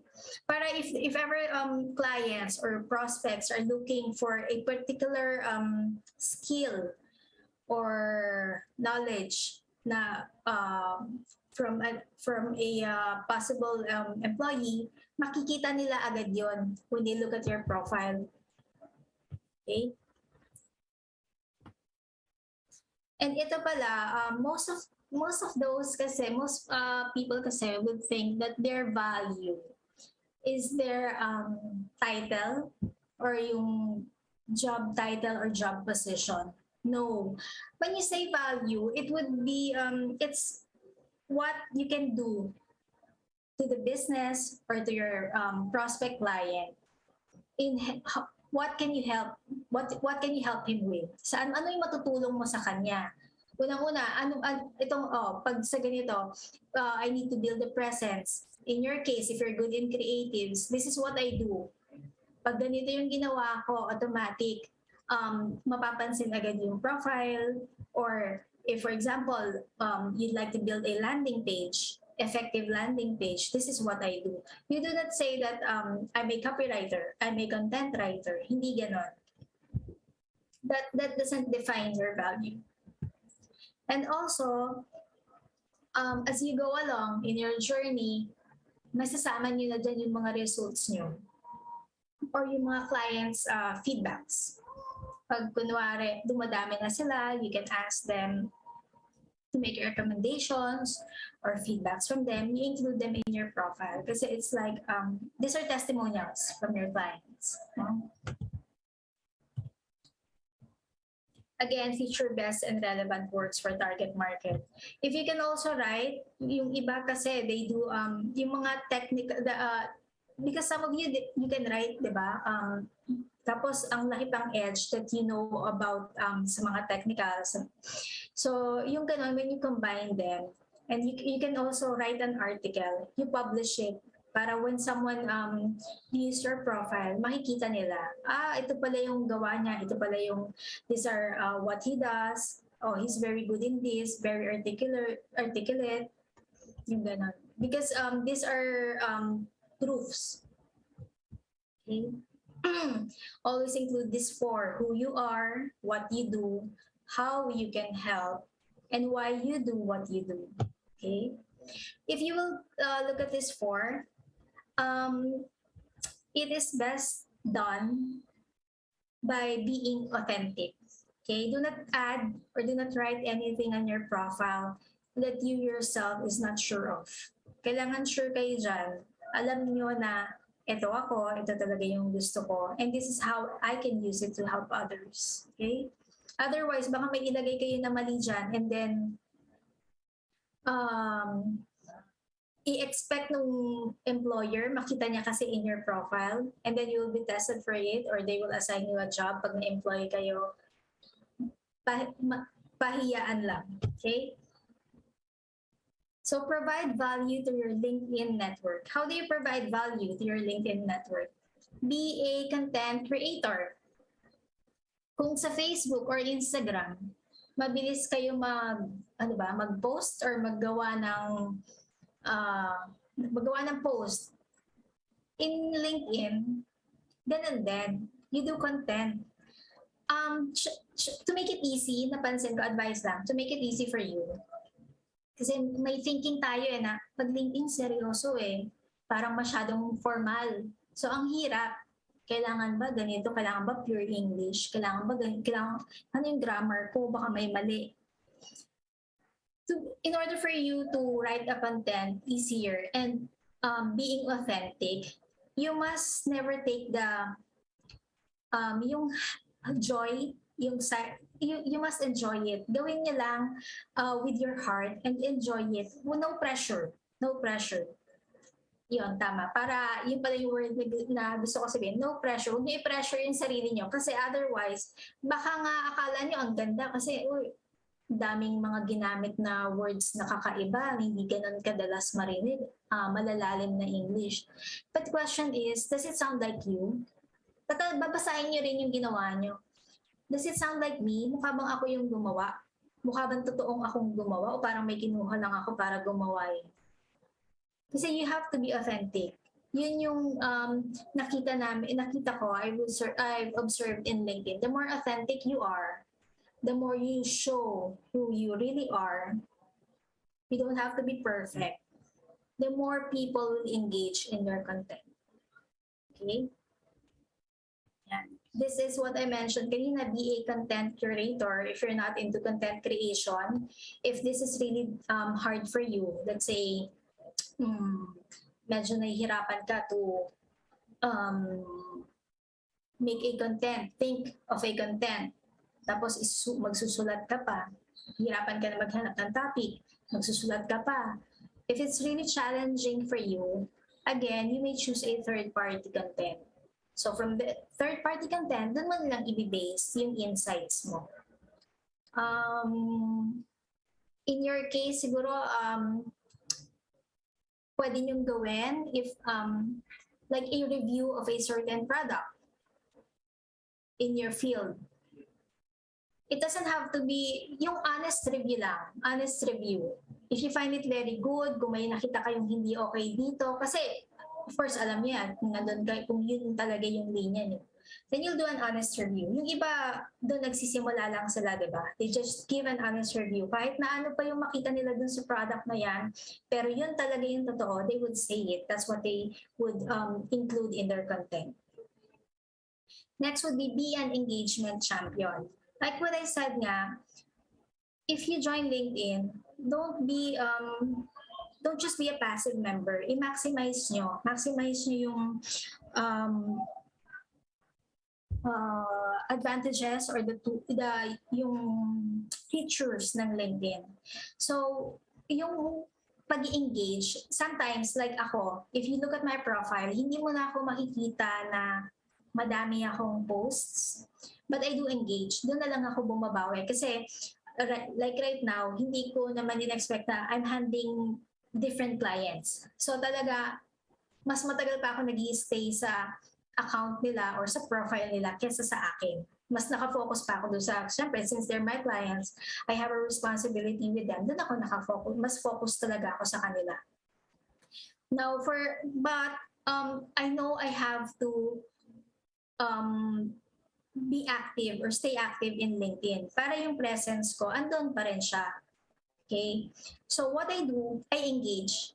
And when you engage, lalo na for those people, if you are following or connecting those people who have a lot of followers or connections, it would be best to engage in their contents. It will help you. But again, I would like to remind you, engage naman by adding value. Okay? And then be a super connector. Introduce your connections to each other. There are people you might encounter in LinkedIn that who would request your help then. Na can you be the parang middleman ka or someone who would connect two of your connections who aren't connected yet. Okay? So it's one way of helping them. LinkedIn community kasi it's more on helping. I'm not sure with Facebook or Instagram, but that's one thing I've noticed with LinkedIn. Almost everyone, or if not all, everyone is always open to help each other. So if you'll be active in LinkedIn, little by little, kung talagang every day you'll be active in LinkedIn, you will be able to notice this and get to experience this as well. Okay? You can also create a page na relevant sa inyo. Like, I think you already have, like for your group. So be active. You can also be active there. You can meet a lot of connections. I tell you, networking or connections is really something. They can really help you in your career. You'll never know who will be your next client. You'll never know who will be your next boss or employer. Connections, networking, it would really help you. Okay. And then be an influencer. I think this is more easy for you, Gen Z. Mas outgoing kayo pag sa ganito eh. Mas madali for everyone. And next, be a motivator.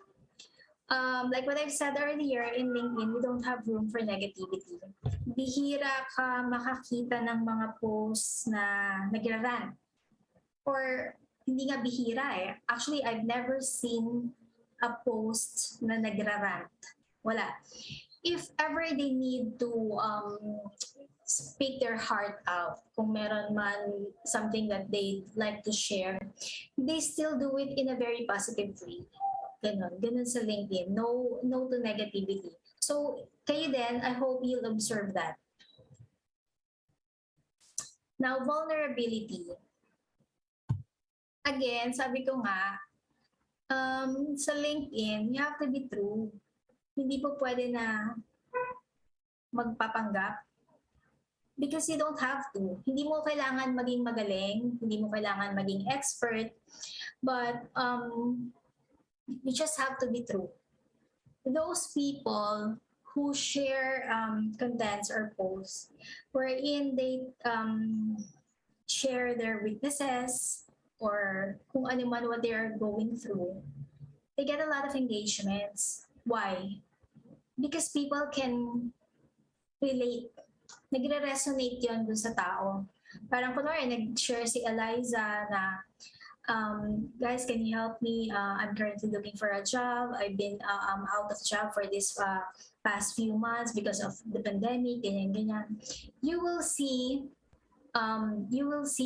posts or engagements. Dun sa post niya, you will see engagements helping her out.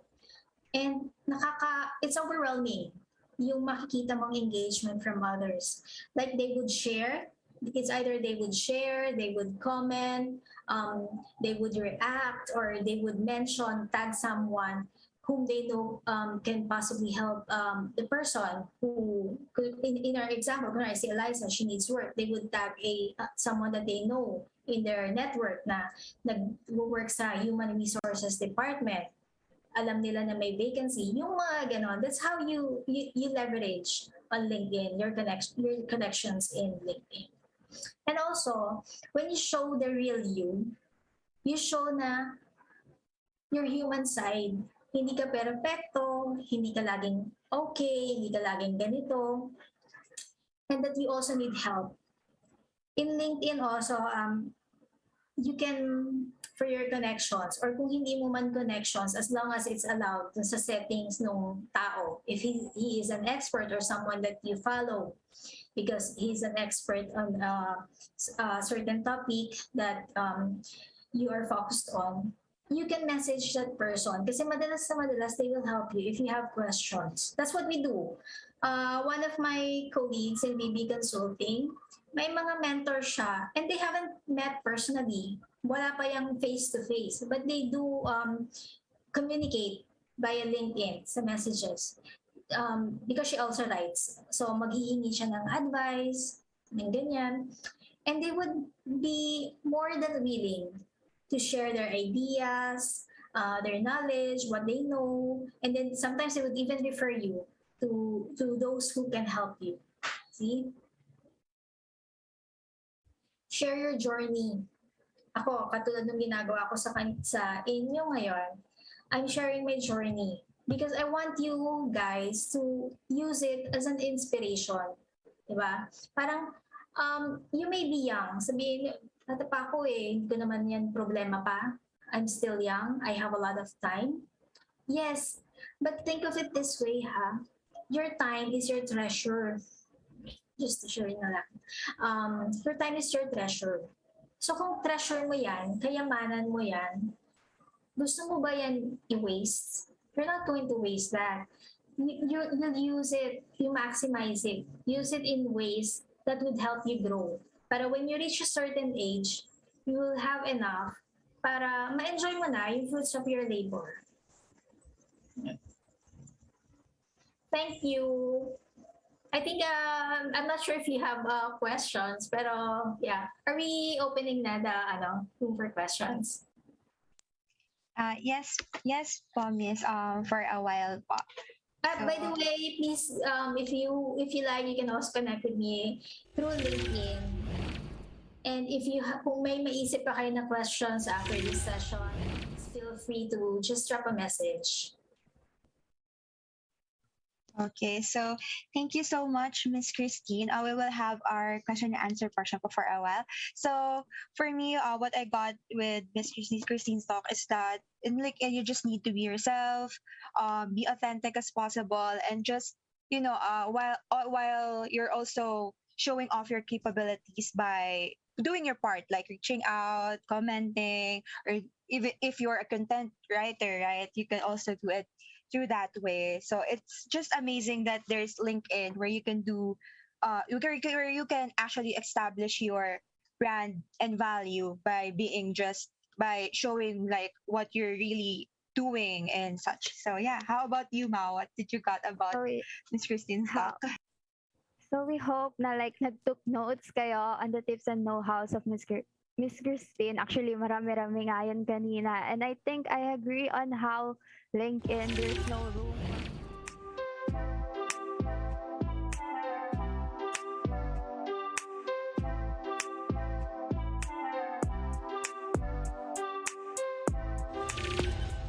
like, you'll find other people talaga encouraging and motivating each other on LinkedIn.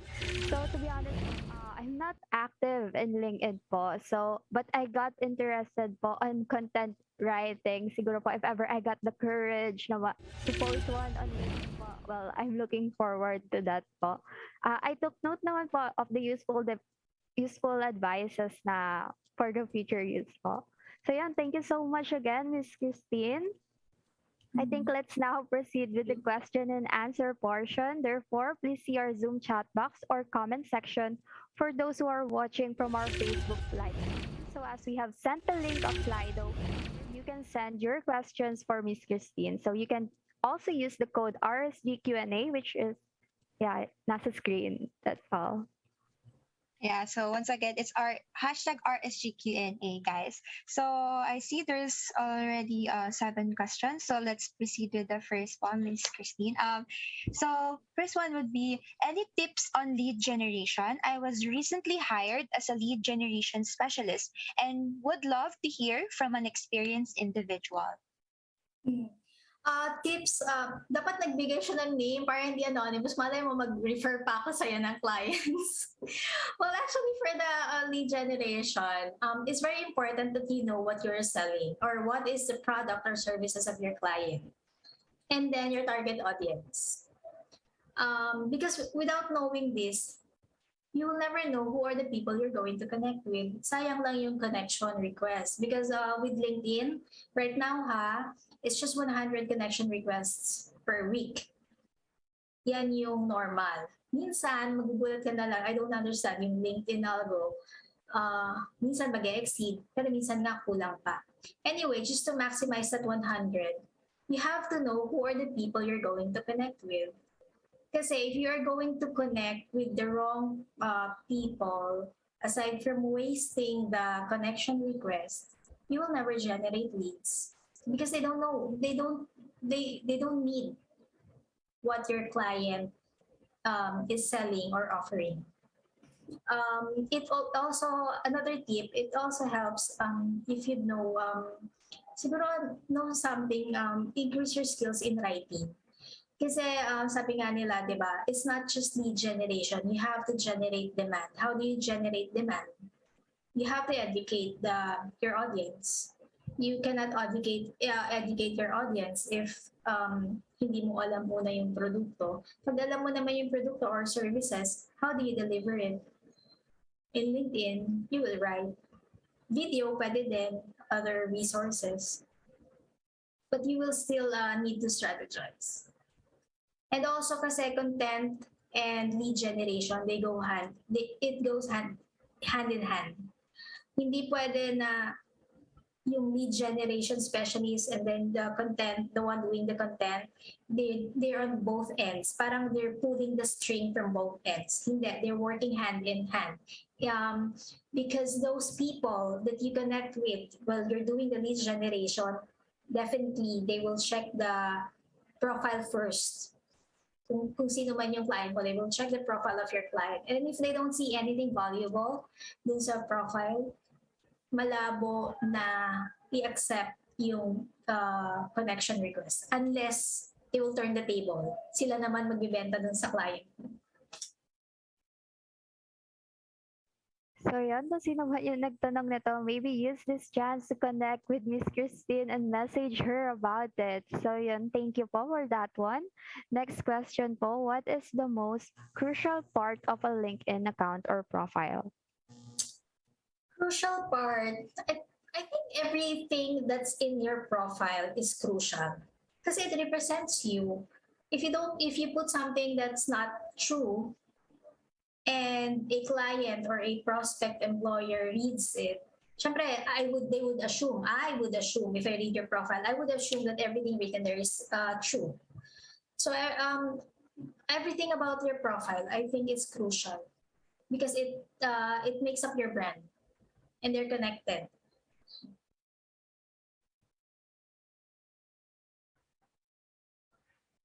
Okay, so thank you for that, Ms. Christine. For the third question, there are many people using LinkedIn now. How do you stand out? I don't like to use the word how kung sakali man. If ever, I'd like to prefer you optimize your value, not just for the purpose of standing out, but for communicating to others. Yun nga, what you have and what you can do to help them. Yun, your value.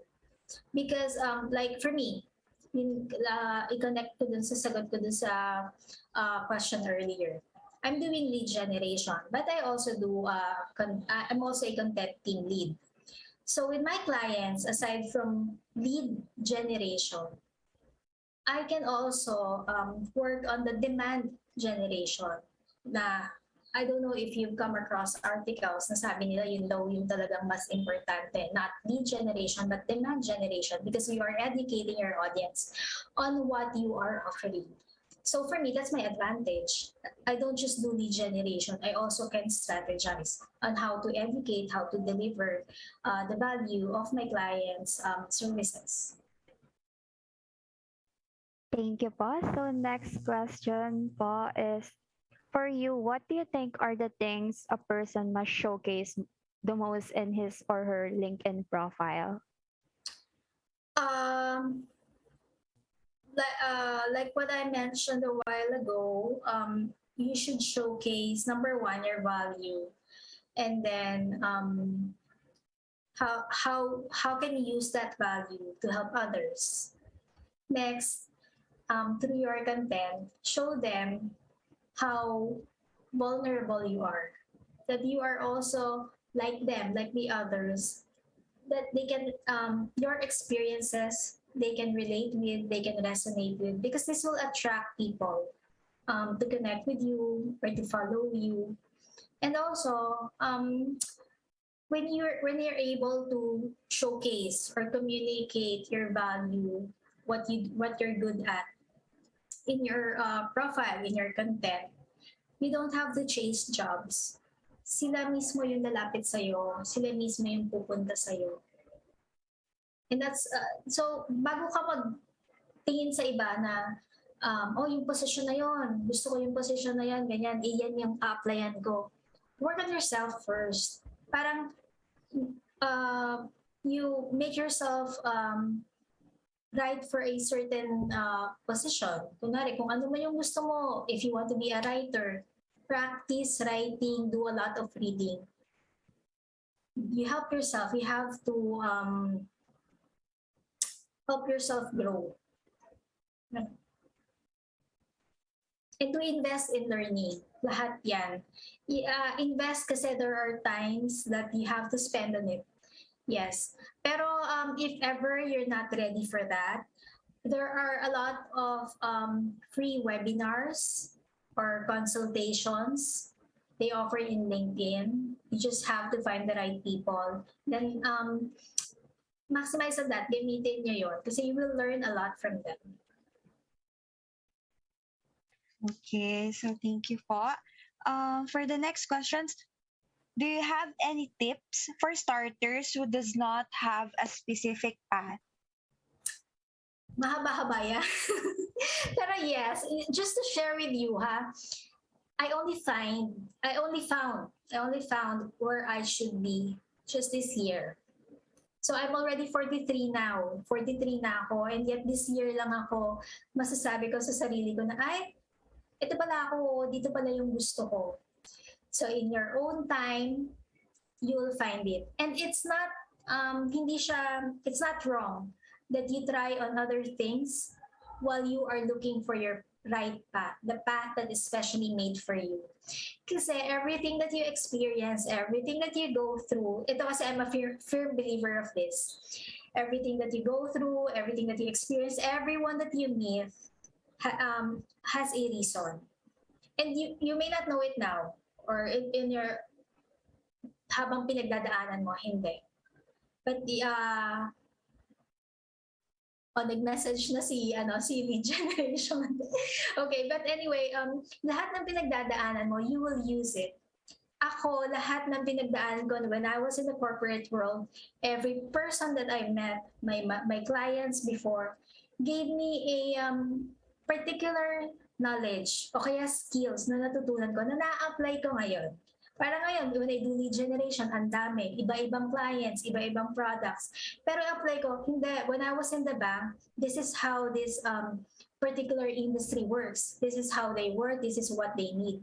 Ma-apply mo. So it's not really, do not pressure yourself too much on finding your specific path. Enjoy the journey. But you will know when you found it. Pero syempre, hindi mo makikita yung pag lagi ka lang nakahiga. So you have to galaw-galaw tayo. Kailangan mo magsipag. That's very inspiring po. Katulad nga ng sinasabi pa kahapon, guys, we have our own pace. So I think we're down to 2 questions na lang po. So yeah, next question po is, I've read that our LinkedIn profile pictures do not necessarily have to be super formal or serious, so as long as it is appropriate. Is this true po? Appropriate, yes. LinkedIn is a platform. It's not really a social media platform that's intended to make friends. But the audience is very different. The audience, Facebook audience, Instagram audience is very different with LinkedIn. So you have to upload pictures that are appropriate. It doesn't have to be super formal. Mine isn't. Ewan ko, hindi naman, for me hindi naman ganun formal yung mga pictures ko dun sa LinkedIn. But, sorry, of course, it's appropriate. What I would suggest is it should reflect you, who you are, your character. Okay, well, thank you for Miss Christine. So we're down with last question. So is LinkedIn free of charge? Because I heard earlier on the previous speaker on the open forum about paying an amount. LinkedIn, you can always be a member of LinkedIn free of charge. Now, if you want to maximize, like for example, to use it, maximize the business side of LinkedIn, you always have the option to subscribe to its sales navigator. Pero kung hindi naman, you don't have to. Kasi I don't. Hindi ako nakasubscribe. I'm not sure if it's still the same, but it's likely around 4,000 a month yung for the sales navigator. But this is for those who are really serious in doing business. Yung tsaka kung meron naman na talaga silang sariling business to grow. I think na ma-maximize nila yan and they get the ROI. So okay lang with them. But for us, if you're a freelancer, I don't think you need to. May mga restrictions lang, of course. Syempre, pag free account ka. But I don't think you really have to. Thank you po. I guess that ends our question and answer portion po. Again, thank you so much for being here with us po and for answering all of our participants' questions po. So to express the gratitude of GDSC PLM, we present the Certificate of Appreciation. The Google Developer Student Club's PLM is hereby awarded this Certificate of Appreciation to Ms. Christine Cecilia in grateful appreciation for imparting her dedication and valuable insight to share her knowledge in optimizing your brand in LinkedIn, so to lighten up and inspire the participants of GDSC PLM for its week-long series of talks and workshops of Ready, Set, Grow, given this 23rd day of November in the year of 2021. So again, thank you so much po. Thank you so much, guys. Thank you for inviting me. I really enjoyed the knowledge share. And yes, please do connect with me on LinkedIn. Kung meron pang Yes, beautiful. questions, do connect with me on LinkedIn, and I'll be very much willing to answer. Okay, thank you once again po, Miss Christine. Will surely do. So before we move on, let's have a short photo op with the speaker and the participants. May we ask of course, Miss Christine and the participants to open their cameras.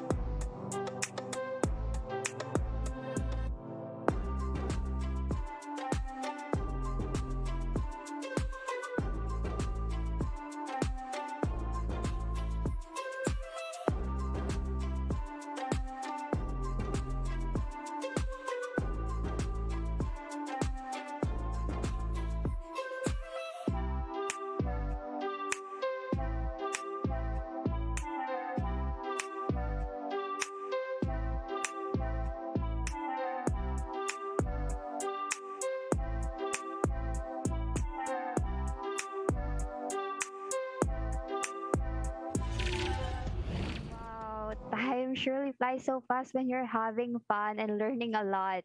So before we finally say goodbye, for today, we wanted to give our gratitude to our beloved sponsors and partners. Ready Set Grow is co-presented by Buyer Technologies, DevCurate, Education.ph, Kada Career. We also want to thank DigiY Academy, Data Camp, FranchiseManila.com, Pointless Innovations Corporation, and Engineering Wins PH for sponsoring today's event. Our utmost gratitude as well to the following GDSC chapters for being our major partners: FEU Institute of Technology, Holy Angel University, University of San Agustin, University of St. LaSalle, together with Institute of Computer Engineers of the Philippines, .SE, PLM Chapter, PLM Computer Science Society, PLM Tugon Rescue, and UP Sahamsai. And of course, we also like to extend our thanks to our executive media partners, When in Manila and Edge TV Philippines. Another special thanks to our media partners, GDSC TUP Manila, GDSC UP Manila, Kilos Co Youth, PLM CAOP Student Council, PLM College of Engineering and Technology Student Council, PLM Society of Information Technology Enthusiasts, and VTech. We also don't want to forget the following GDSC chapters for being our minor partners: AMA Caloocan, Batangas State University, JPLPC Malvar, Uno Recoletos, Crystal E College, University of San Carlos, together with Bukluran Student Alliance. And of course, to our participants for the day 2 of Ready Set Grow, we hope you enjoyed more today, and we assure you that you will also enjoy the next few days. We still have 3 more days with everyone, right, Mao? Yes, do you think that we're just done with just 2 days? I'm sure everyone is still eager to learn more about career development and various technology fields. So make sure to answer the evaluation form that you will see in the chat and comment section for your attendance. That's right, guys. Answer that for your attendance.